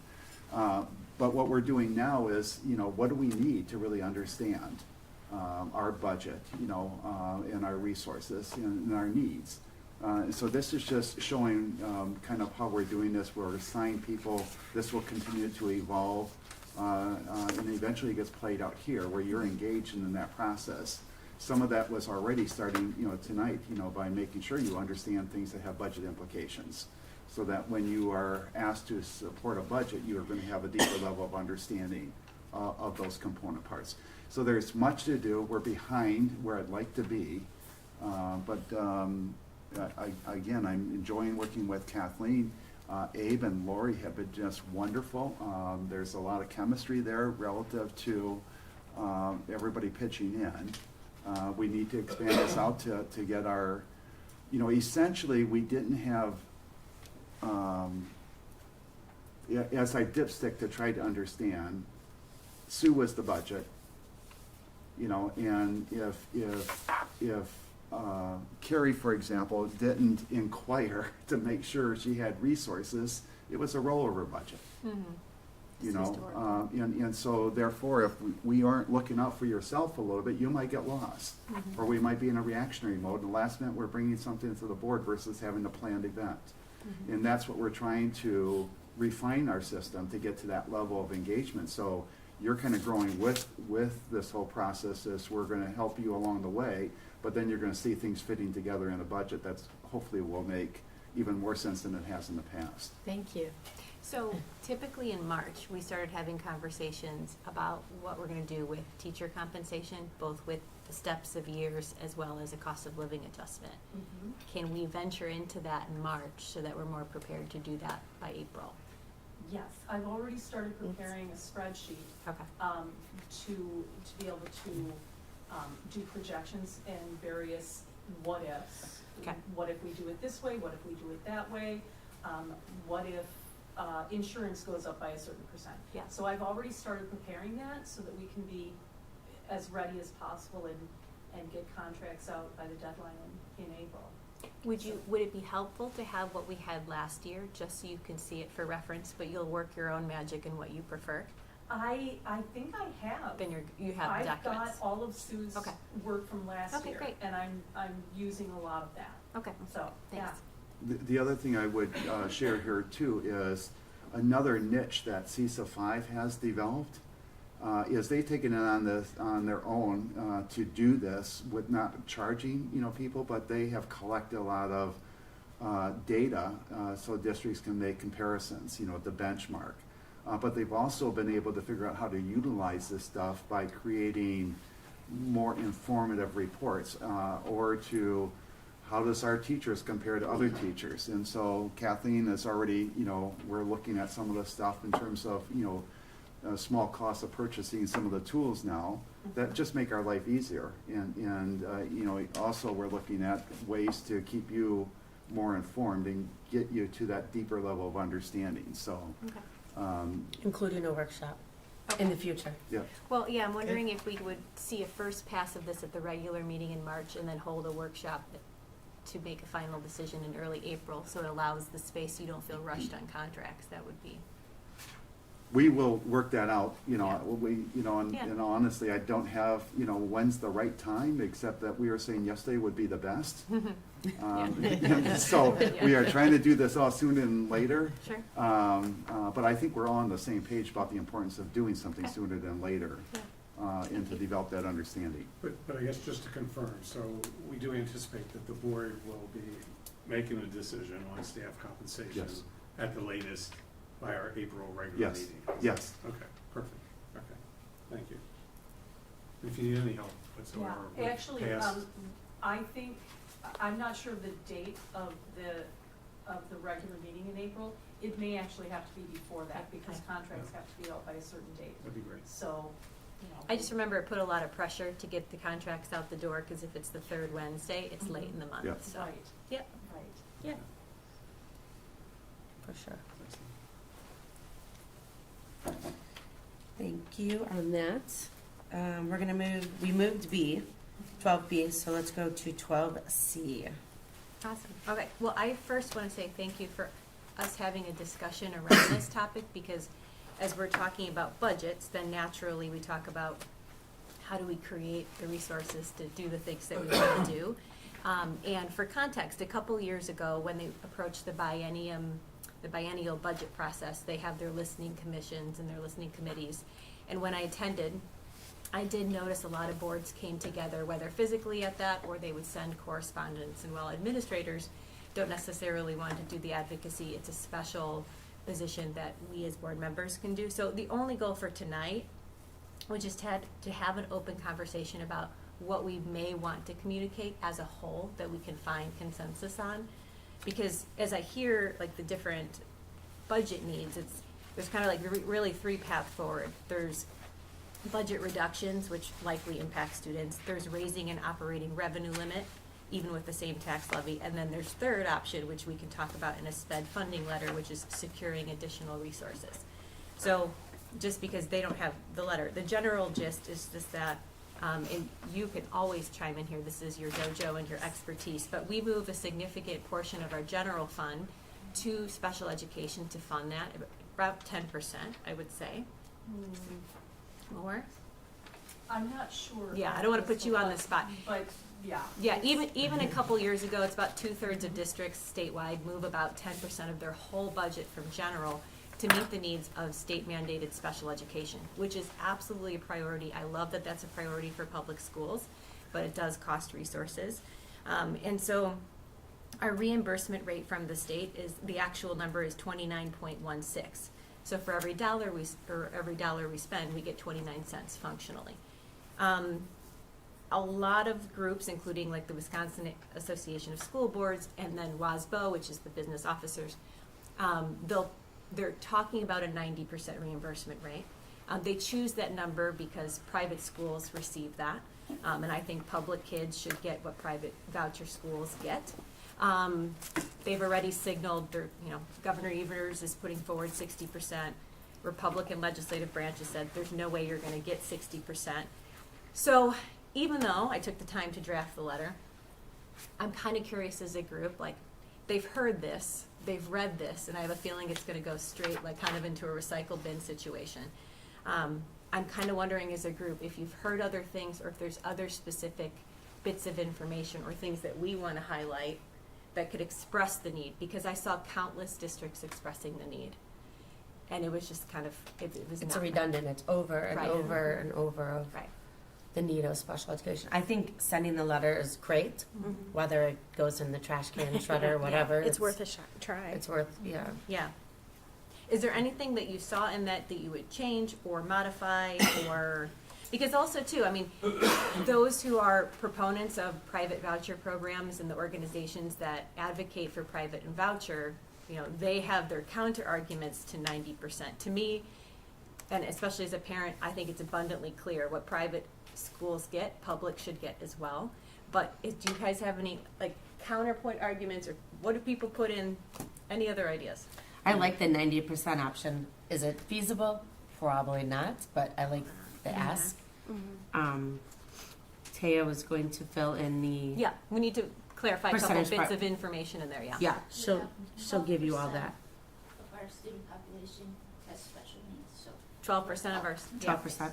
So yeah, 12% of our learners get extra services. I'd also point out that when I was meeting with Susan prior, even if our SPED funding moved to 60%, I think it's about $400,000 to $500,000 swing, and lo and behold, that makes us solvent. So when district after district continues to point out the need, and then when we're running in the red, we would say this is an immediate, it impacts rural, it impacts city, it impacts us all. And it impacts every student. When we say we're asking for SPED money, and yes, it's for our learners who need additional services, but we're also taking from general fund. It impacts everybody right away, so that if we can have extra RTI and the things that we need. So if you have specific comments, I could modify it, and then maybe I'll make a clean version and we'll all sign it and send it in. I think I'm this good is with that. excellent. I don't want to muddy the waters, and I don't know how we do this. I think this is excellent, and this is a need. If we could go to 60%, which I don't think we're going to get, but if even 45% is going to help. If we would go from I thought it was 33%, 29%. Well, so they 45%. say 33%, but everyone submits their need, and then they only give you what they have available. So Gotcha. functionally, it's 29 cents on the dollar. Good to Yeah. know.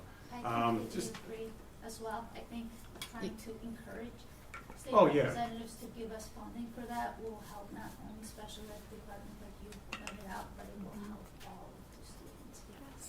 And so I agree with this, and I think this is a huge need, you know, from a Bristol standpoint, and again, I'm certainly not an expert, but I listened to the legislature, and, you know, I had a conversation with Representative Nedwesky last year, a couple of conversations.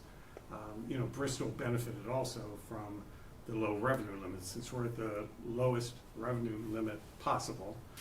You know, this year, I think we're at $11,650 per student. I got the impression that, you know, the Republicans might not move real far in this, but they might move and make another increase to the low revenue limit. Well, if the low revenue limit would go up another $1,000, for us having 750 students, that's huge. So although I think this is important, I don't know if there's anything else we just do individually or as a group to talk about the low revenue limit, because quite frankly, I think there's a better chance of having that raised and helping all students, including special education students, than this. And again, I think this is important. I think this should go. I think this should go out there. And maybe it's individually. We go to the representatives about the low revenue limit.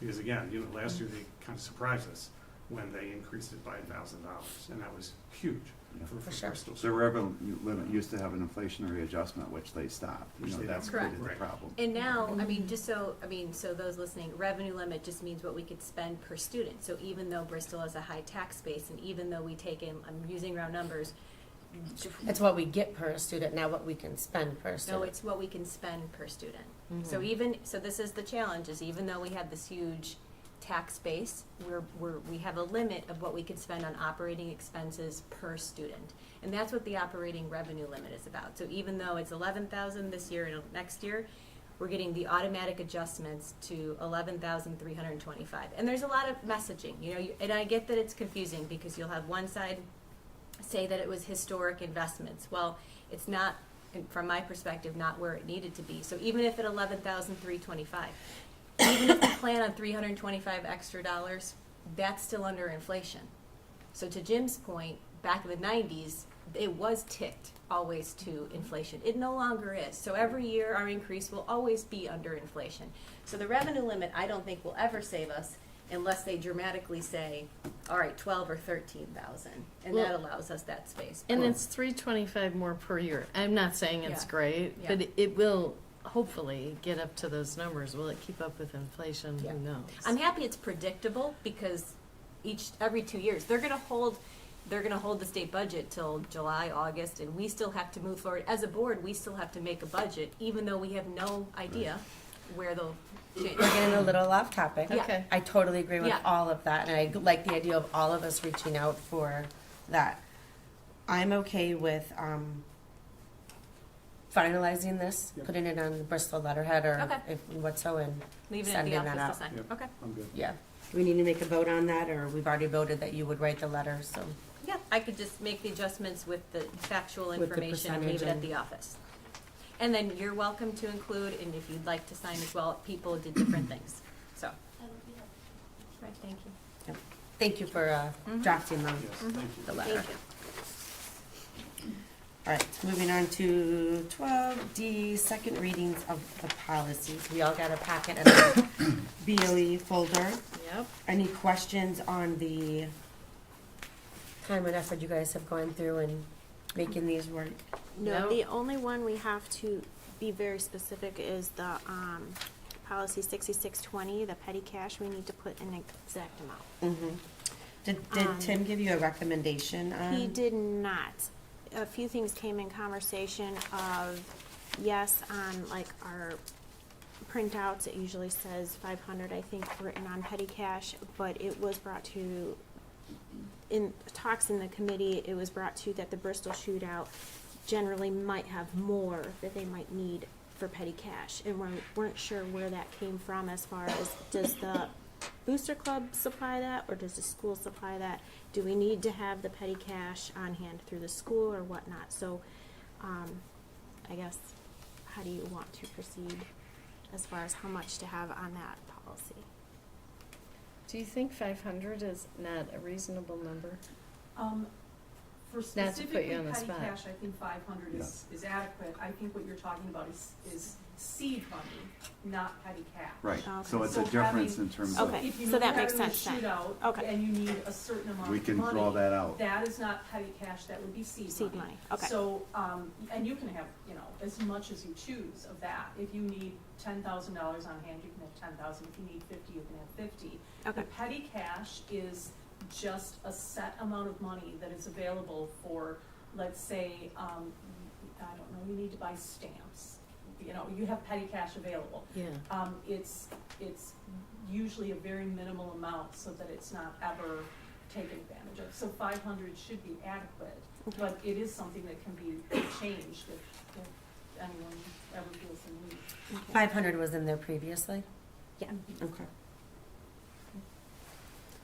I'm good with that I'm amount. I'm good with keeping it the same. Like I said, the only thing that was brought in the attention to the committee was the Bristol shootout and how that worked, so. Yeah. Okay. Yep, sounds good.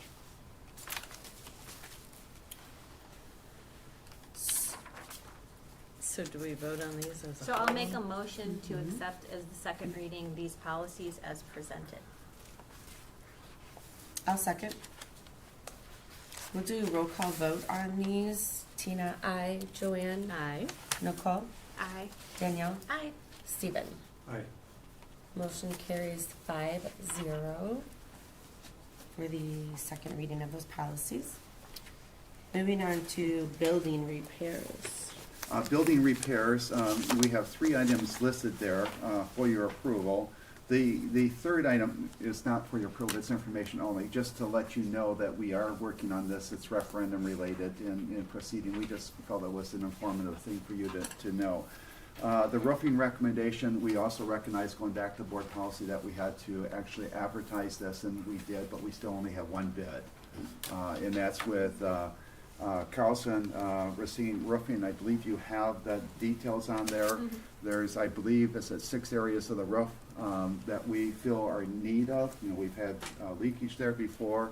We think it's very appropriate based on our understanding of the resources available to us to be able to do this with referendum funds. So we would ask for your support for Carlson Racine for those, I believe it's 5 sections, at total amount of $385,983, I believe. How long has that been posted? It was just for a week. It was a short timeline because we had acquired, bids, and then I recognized, looking at the policy, that it was asking for a longer period of time. What we're fighting with is the time to make sure we can get this work done in the summer. So Because we that might money have, has to be paid out by, well, we'll have time to pay this out. What's more important is get this work scheduled. But this is under the building referendum. Referendum. Does our policy still apply to that? Because it was not included in there.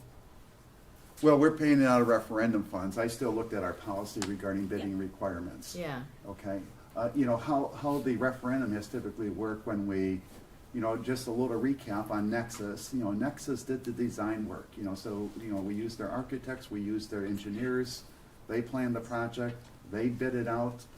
The approval of that was, from what I gathered from Nexus, and Tom was in the meeting, is that essentially the board has authorized the superintendent to kind of sign off on those things as Nexus has proceeded. And so that's how we've done it in the past, other than wanting to make sure that you are aware of what we spent the money on versus what we said we were going to do it, so that there would be an understanding there. This now, we're taking on these projects ourselves, but still using referendum funds, and I just wanted to make sure that we were, covered here in following policy. Did Nexus not fix any part of the roof that was supposed to be done? They did. These were the next, so that's where the other, I don't want to say confusing, but because we're handing it back off to the building rather than Nexus taking it on, that's where it's at board approval. comes in. Okay. These were the next few sections of the roof. We look at that 20-year long-term plan on, Oh, on what okay. our priorities are, and these were the next 4 or 5 sections that we said these need to be taken care of in the next 5 years. And to, you know, looking at our budget, to have this amount of money, we can't put it into a rainy day, you know, fund, capital improvement plan, thank you. So it's, you know, now is the time that we have it available. It would still fall into the scope of the work that we originally had planned for with the referendum.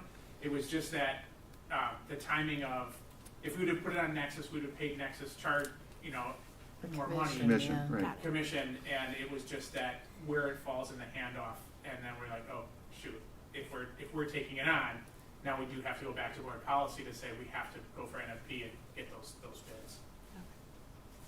How long do you normally post an RFP?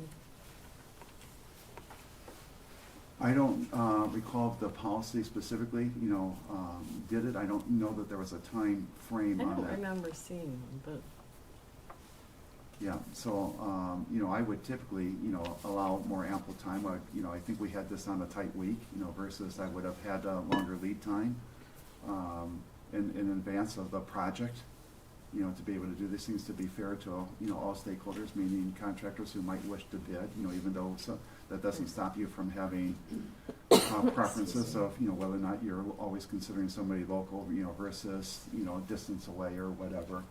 Many things to consider there. And Carlson has done a lot of the work for us. Yes, in the they past, have. I believe. Right, I believe we've had another company too, but Carlson has done, you know, most of that They'd be our evaluation work So and, they're familiar with right, in, what's been replaced, what hasn't been replaced, what's Right. currently They leaking. even make recommendations on, you know, we can merge 2 of the parts of the project that whatever Nexus's initial assessment was. They said, no, you know, if we're doing it, we're gonna be able to save a little bit of money if we Makes combine sense, these yeah. 2 right now, instead of coming back in 3 years, so. So, My understanding is they are preferred, and Lou's been working to get other companies out here, and he shared that it's been a challenge together to come Yeah. out and look at it. is it safe to assume that all the roof repair, the leaks, are included in? I would In love these? to tell you yes. Oh, are the majority in there? Yeah, well, that, you know, according to, and that's the work that Nexus did when they had their initial assessment done. They put together, here's the parts of our roof that should be able to withstand 10 years without being touched, and these are the ones, and that was put out for bid before everything started, so everybody got to look at it and say, here's what we can and can't do within that time period and what we will do, and this is what came back.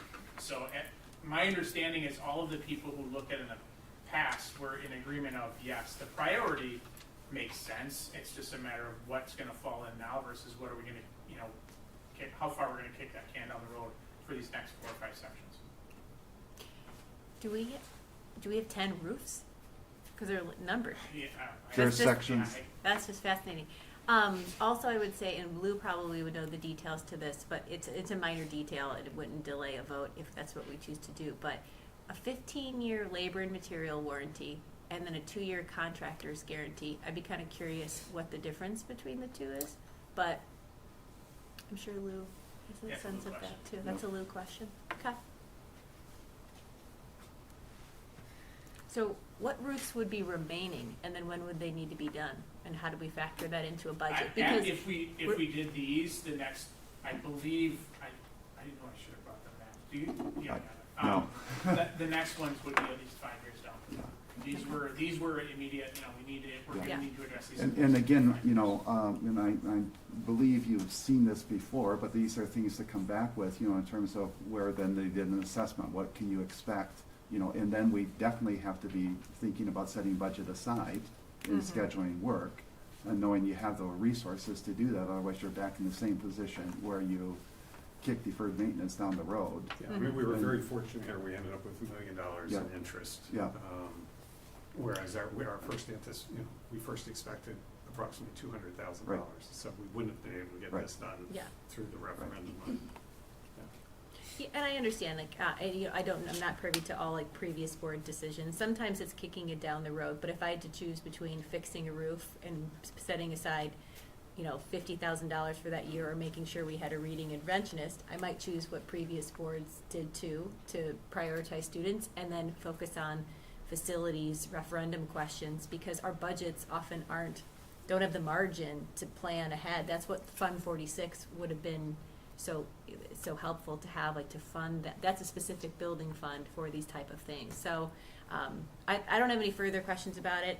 I would feel comfortable moving forward. In an ideal world, I work for a contracting company. In an ideal world, you have multiple bids, but if we have a relationship with them, I'd also say we probably did competitive bids prior with this company. So Lou probably has a good sense of where, if they've been competitive in the past, that they would be again. So. He most definitely felt that, but in checking policy, it did require, Yep. Advertising, which we did do. It was on a short window. But I wanted to make sure that we were complying with our policy. Again, lead time, I think, is important for all stakeholders, who would be interested in this. Did they say when work would start, and would it affect the It school? would be summer summertime? work, And but that's the it'd be next, summer work, barring active nature, Sure. they would be able to get it done over the summer, and it wouldn't affect summer school at all. And we even talked to them about, and that was one of the conversations that we had around our school year calendar, is if they can't get some of those pieces done, would 2 weeks be an option? And they said if it was absolutely needed, they could do it over Christmas. It wouldn't be ideal, but that's why we talked about possibly stretching our Christmas break to the 2 weeks next year. But they're confident if we get on the calendar here in the next, Yeah. I don't know how many weeks, they keep telling us. because they're getting booked Yeah. up. Get us for summertime, and Yes. then that we wouldn't have to Yeah. worry about that. Yeah, they're holding a spot. And I want to be true to the process. If another bid came in tomorrow, we would certainly evaluate it, and if it was the best bid for Bristol, we would, do it. But this is what we have, and they're, holding a spot for us. We're ready to move if you are.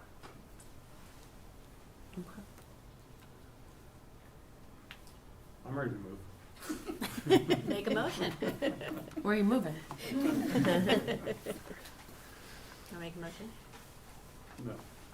No, you just motionless. No,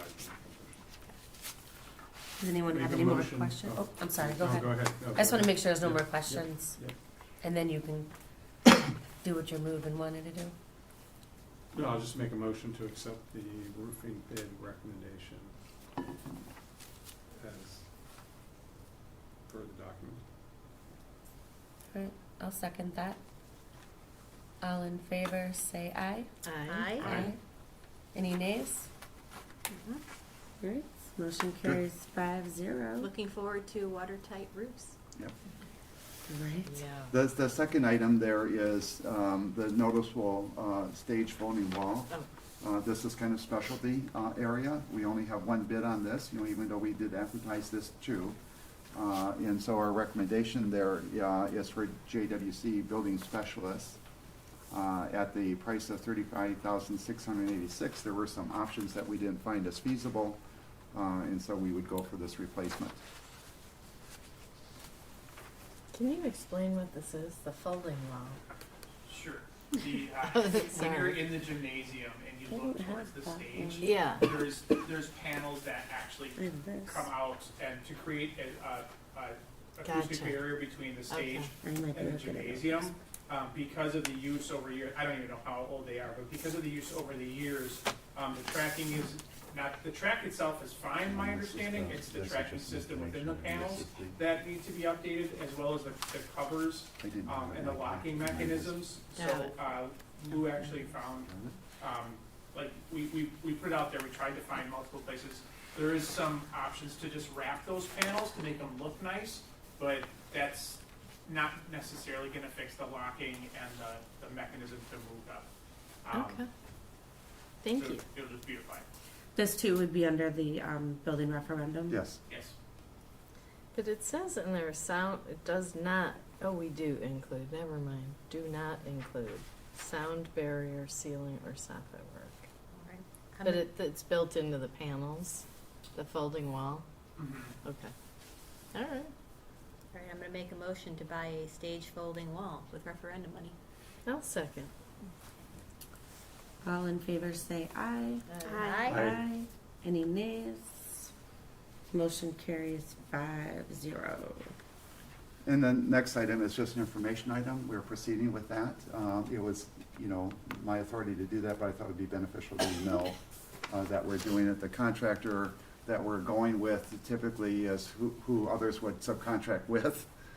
So I do believe we've gotten a really good price here, and they would be, quite often the supplier to somebody else getting the contract.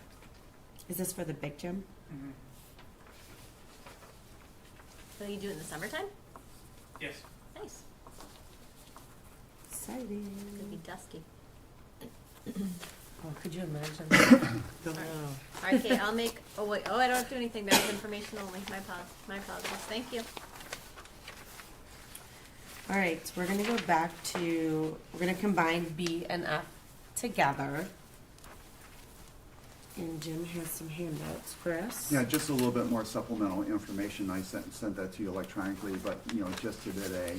This is a follow-up on conversations we've had, in closed sessions in terms of, as I reviewed direct reports and trying to build this team, to regroup and move forward. I recognize that we didn't have, some members weren't on the 2-year contract, and I believe it's only fair and responsible to put them on, and I felt like there was support for me to proceed with bringing this back for an official assessment and vote.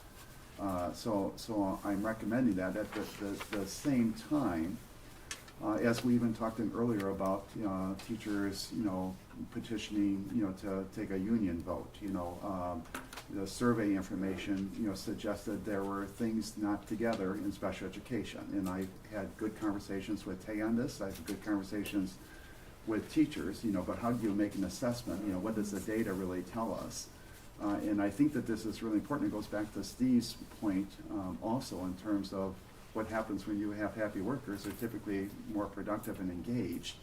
And so this is kind of bringing in an unbiased view in terms of how are we doing with managing caseloads and assignments? How are we doing with bringing people together to do IEPs and stuff like this? We also, and I discussed whether or not I was, as thorough as I'd like, in terms of, you heard this a little bit when we were just talking about, general education and what we were doing previously in terms of established foundational skills. And also we had more staff at one time, and you're seeing some holes in what that brings about.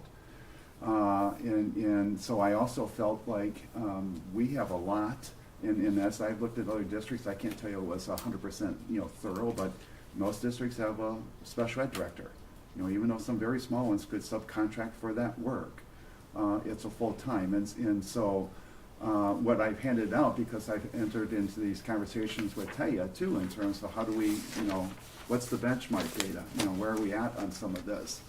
And I think that there's good information that supports you need a full-time psychologist. But again, I'm trying to get us back to where I think we need to be moving forward. Does this have budget implications? Sure it does if you're having, another one, and we would have to make the adjustments, for that. But that's why I have the recommendation as I have it, just to share with you in terms of what's contributed to my thinking, to advance this for your consideration and approval. So, And again, throwing that's where Steve was saying, I'm also recommending that $10,000 contract with CISA 5, to do a thorough analysis of our special education delivery system, from many of the components that were raised in the survey, and yet having kind of an unbiased type, what does the data really say from another expert's point of view in terms of how you're doing in this arena? To confirm, the only information that we have in our disposal at the moment right now is a lot of he said, she said, and the survey. There's Right. nothing else. There's no Right. documents. There's no reviews. There's no nothing Right. for us to give. Right, I only know that there's a disconnect, and then I think we're making progress already.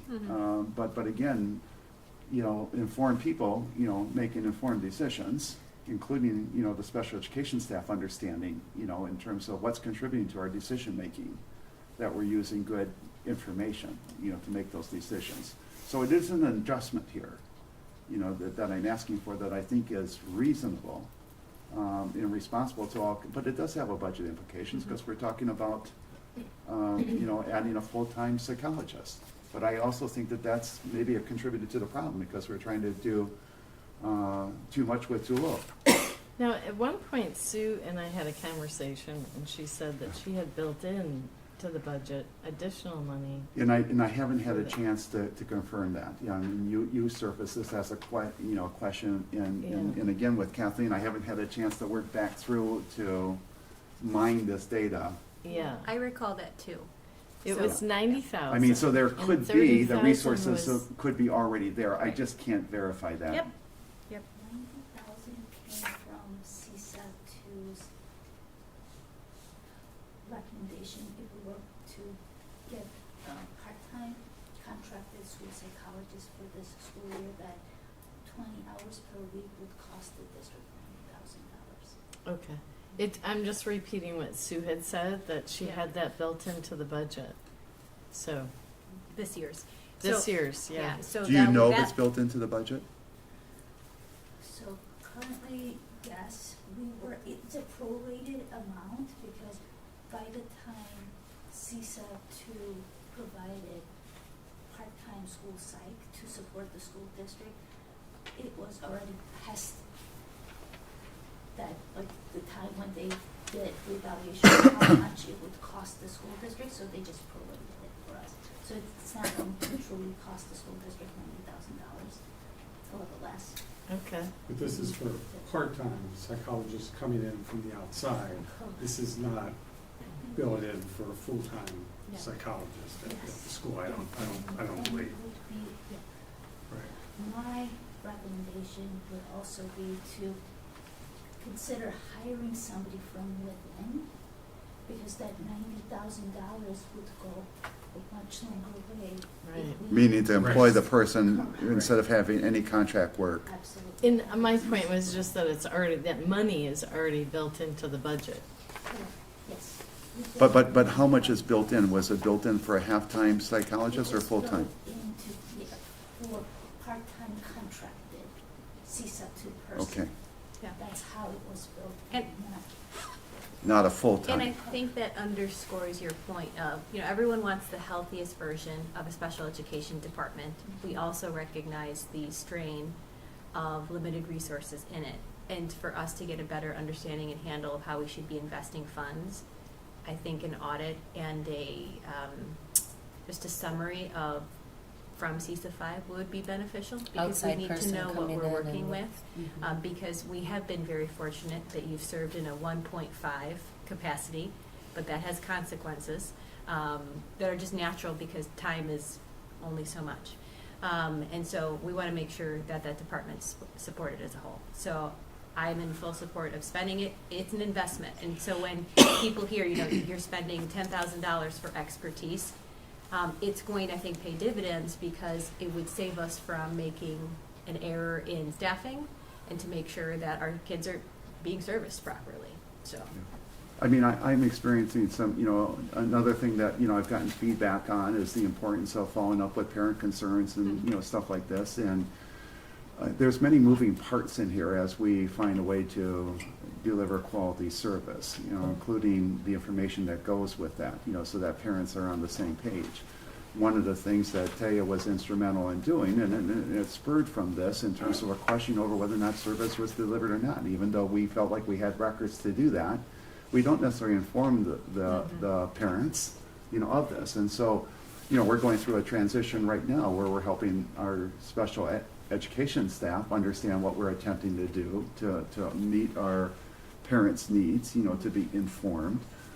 It's interesting because some people who have worked in larger districts recognize that this has been, you know, available in their district, you know, but, you know, this is another change, and, you know, people have to log in, but we don't, maybe an initial, you know, adjustment, how do you do this, how do you become efficient at this? You gotta be tracking time. It's just tracking in a consistent way so that all parties can be informed. Taya, anything else that I'm missing with? I mean, that's kind of an example where we're making some improvements, but again, the audit, you know, is just one more layer of how are you doing, you know, from an outsider's perspective who has expertise in the area. So I appreciate your recommendations. from where I sit, I'm more than comfortable extending the contracts of Tony Green and Dr. Moon to June 30th, 2026. I've given a lot of hard thought to spending $10,000 for the audit, but the more I've thought about our discussions in closed session, open session, and what's best for the students, I could get behind that program, spending the one-time fee of $10,000. But I guess my other thought is with that audit happening, I would prefer to hold off on moving forward with Dr. Moan as the director only until we get the results of that audit and talk about the budget further. We have had an unforeseen expense of anywhere between $250,000 and $350,000. I don't think we know exactly what amount we had yet at that point earlier this year. Next year for 25-26, we had our last projection was a $300,000 deficit. So now that's up to $600,000 being pulled out of the fund balance for 25-26. The fund balance is still okay, but it's not great. And I'm not saying that, I think that Mr. Musha I thought brought Mr. to us Adams also said his, the fund balance was very, Healthy. sitting very nice. yeah. Our auditors commented, Yes. that Most you- schools don't you'll- run, and we're doing Right. just fine. So Right. to make that out in the public that our budget is doing well, we are sitting financially healthy, No, I agree with that. would be a No, I agree good with that. message But we were message looking to at put out. $600,000 into the fund balance next year at this point, approximately, just based on the projections that we had from Sue and up to this point. That's all I'm saying. So, as opposed to moving right now until we have more information on the budget, until we get the results of this audit back, and taking on a recurring school psychologist full-time, I would just say let's wait a month or two until we get that audit back. And I'm not saying it's not a good idea. Again, Mr. Musha came to us several times and said, you know what? And he showed slides that showed what we have special education-wise, staffing that we were giving to it compared to other schools. And he made this same note that to take care of the kids properly, we probably need more. But we didn't feel at that time that we had the community support from a budgeting standpoint. And I just want to make sure that we do have that support, that we've taken a close look at the finances, and we've taken a close look at this audit that potentially we approved for $10,000, and then we make that decision to move forward with Dr. Moon as the director and then bring on a full-time psychologist. That's my recommendation. So hearing what you shared, I would say the CISA 5 evaluation says it's approximately 8 days, and they work quickly, so we will have this, I believe, in place for the March meeting, and we'll be able to make a plan. Well, one of the things that, that Yeah. the timeline that they had was, so I already got a replacement contract. I didn't share that with you, but, adjusting calendars now because of, when I originally pulled this was early on, I had shared it with Tina, but, we were thinking again, you don't ever want to be seen as you're throwing money at stuff. You're using money wisely, Right. to give you feedback. So I've not, finalized anything other than mentioning to them that we're advancing. Can you send me a new contract with some revised dates, on a, and then again, we have to make sure that we're also aligned, for that. But I would expect quick turnaround. Well, it's about a month. It says pre-auditing would have been February 3rd. We wouldn't get the results until March 24th. What is the deadline for contracts renewal? I mean, we have to, otherwise it automatically renews. I think we should talk some of it. If it's admin related, we can discuss that in closed session. I would also say, back to Jim's points of big rocks. Bottom line, psych services are non-negotiable. We're already contracting to support the work that she's doing. To Joanne's point too, with her letter with Open Wings, with Yeah, them Open moving Wings in is the a- district, the amount of psych services that a public school is required to service students, even students who do not attend Bristol, she is providing psych services for these students, which is great, but it's a demand on time and resources. So to your point, I love a balanced budget, and we need to look at that, but that's a big rock that no matter what, it has to fit in the jar. And that's where I was So- with advancing the recommendation, you know, Right. even though I felt which I always am open to, and I appreciate the comments that I receive in, and I recognize we're trying to come up to speed on a number of different things and get things back in place, you know. I did feel it was reasonable, given the work, you know, and what's coming up, you know, to get those, because it's not gonna go away. And for his But it point, seems like we're putting the cart in front of the Well, no, horse. no. Because we have the audit that Jim recommends, and in reading over the information, I'm all for spending the $10,000. But then let's listen to the experts Right. as to where they feel we stand from a special education standpoint before we make the other move. That's a recurring cost for years upon years. so, That's all I'm saying, is push it back a month if that's Right. what we need to do. right, and I don't think That part of it. we'll have the audit, we'll have the information. I think we're already making a move in the fact that we contract services, and at this, the audit will give us, and I am pro waiting to make a decision on, the decision really feels like, are we going to continue to contract, or are we going to invest in a full-time individual, which is a cost benefit to the district? So I think we're closer than we think we are, because we are gonna get the audit, and then we're making a long-term decision.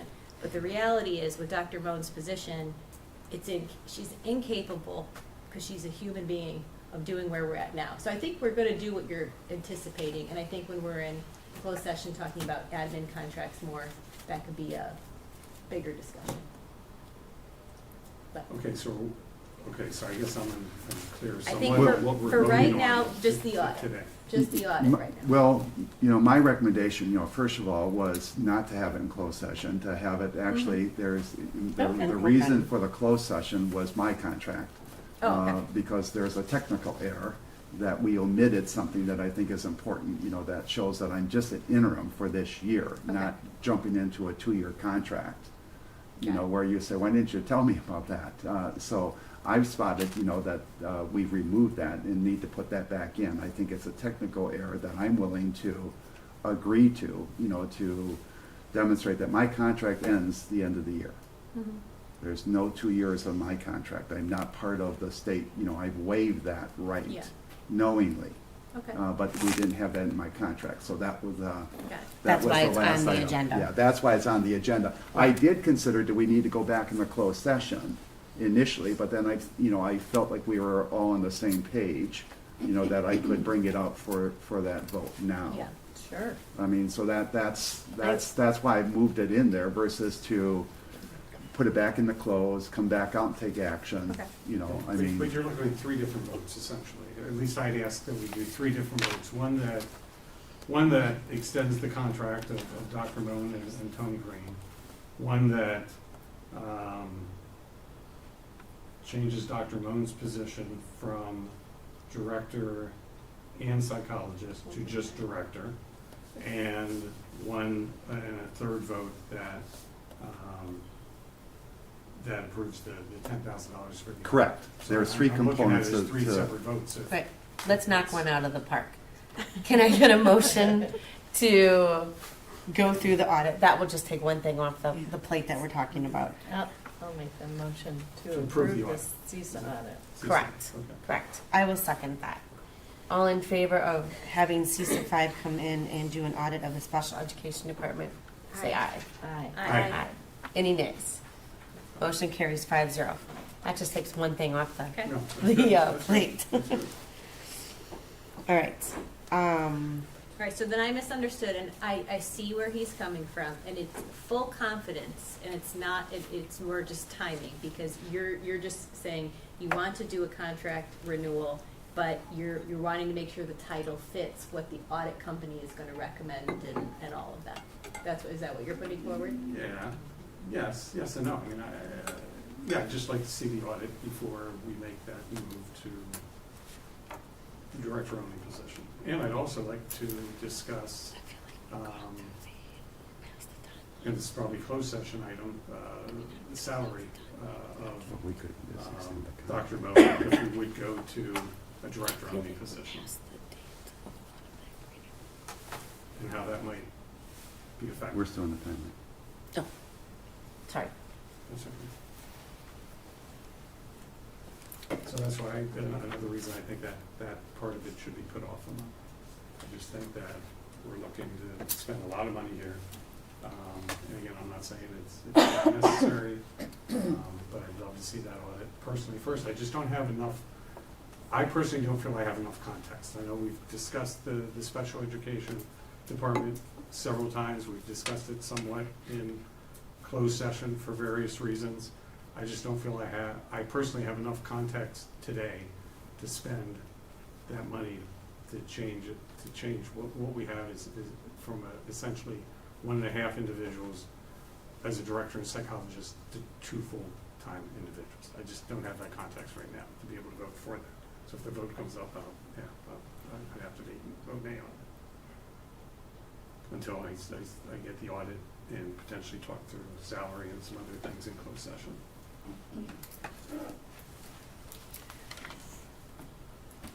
I'd like to research, and I don't know if it's even possible or not, to sharing psychology services with surrounding schools.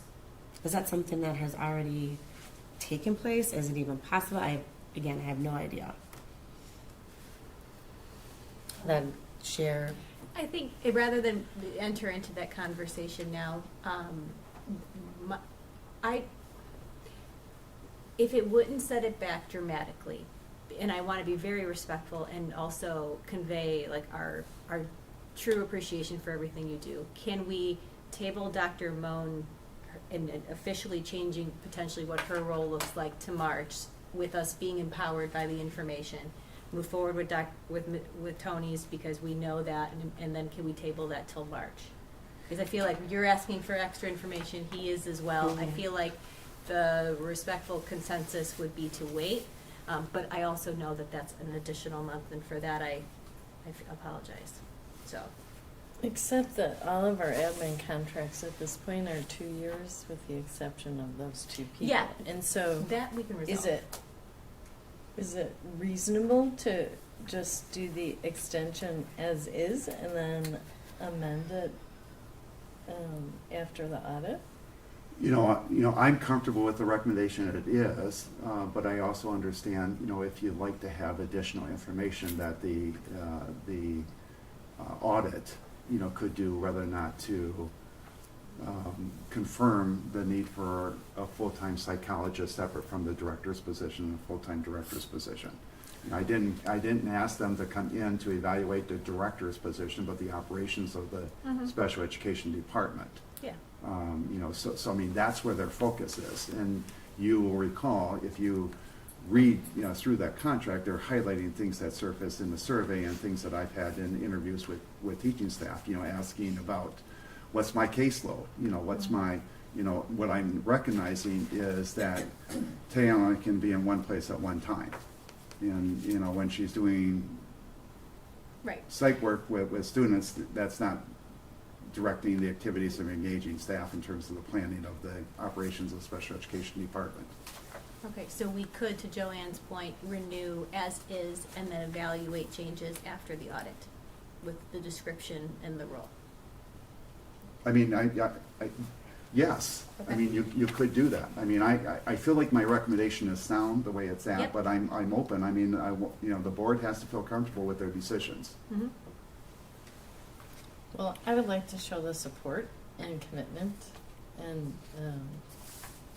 I feel like you give a lot of yourself and your time. I don't know how that splits out, and I don't know if CISA 5 will come back and say something totally different. But I think we have to enter into a contract pretty soon. Yeah, right? I think extending before the end of the month. contract of both, as the contracts currently stand, would be a reasonable, definitely first step, even though I'm comfortable with my whole recommendation. Yes. I'm responding I'm to the not in boards and the disagreement. questions, right. And I feel like there's a lot of recognition for what Dr. Malone has done and continues to do for us.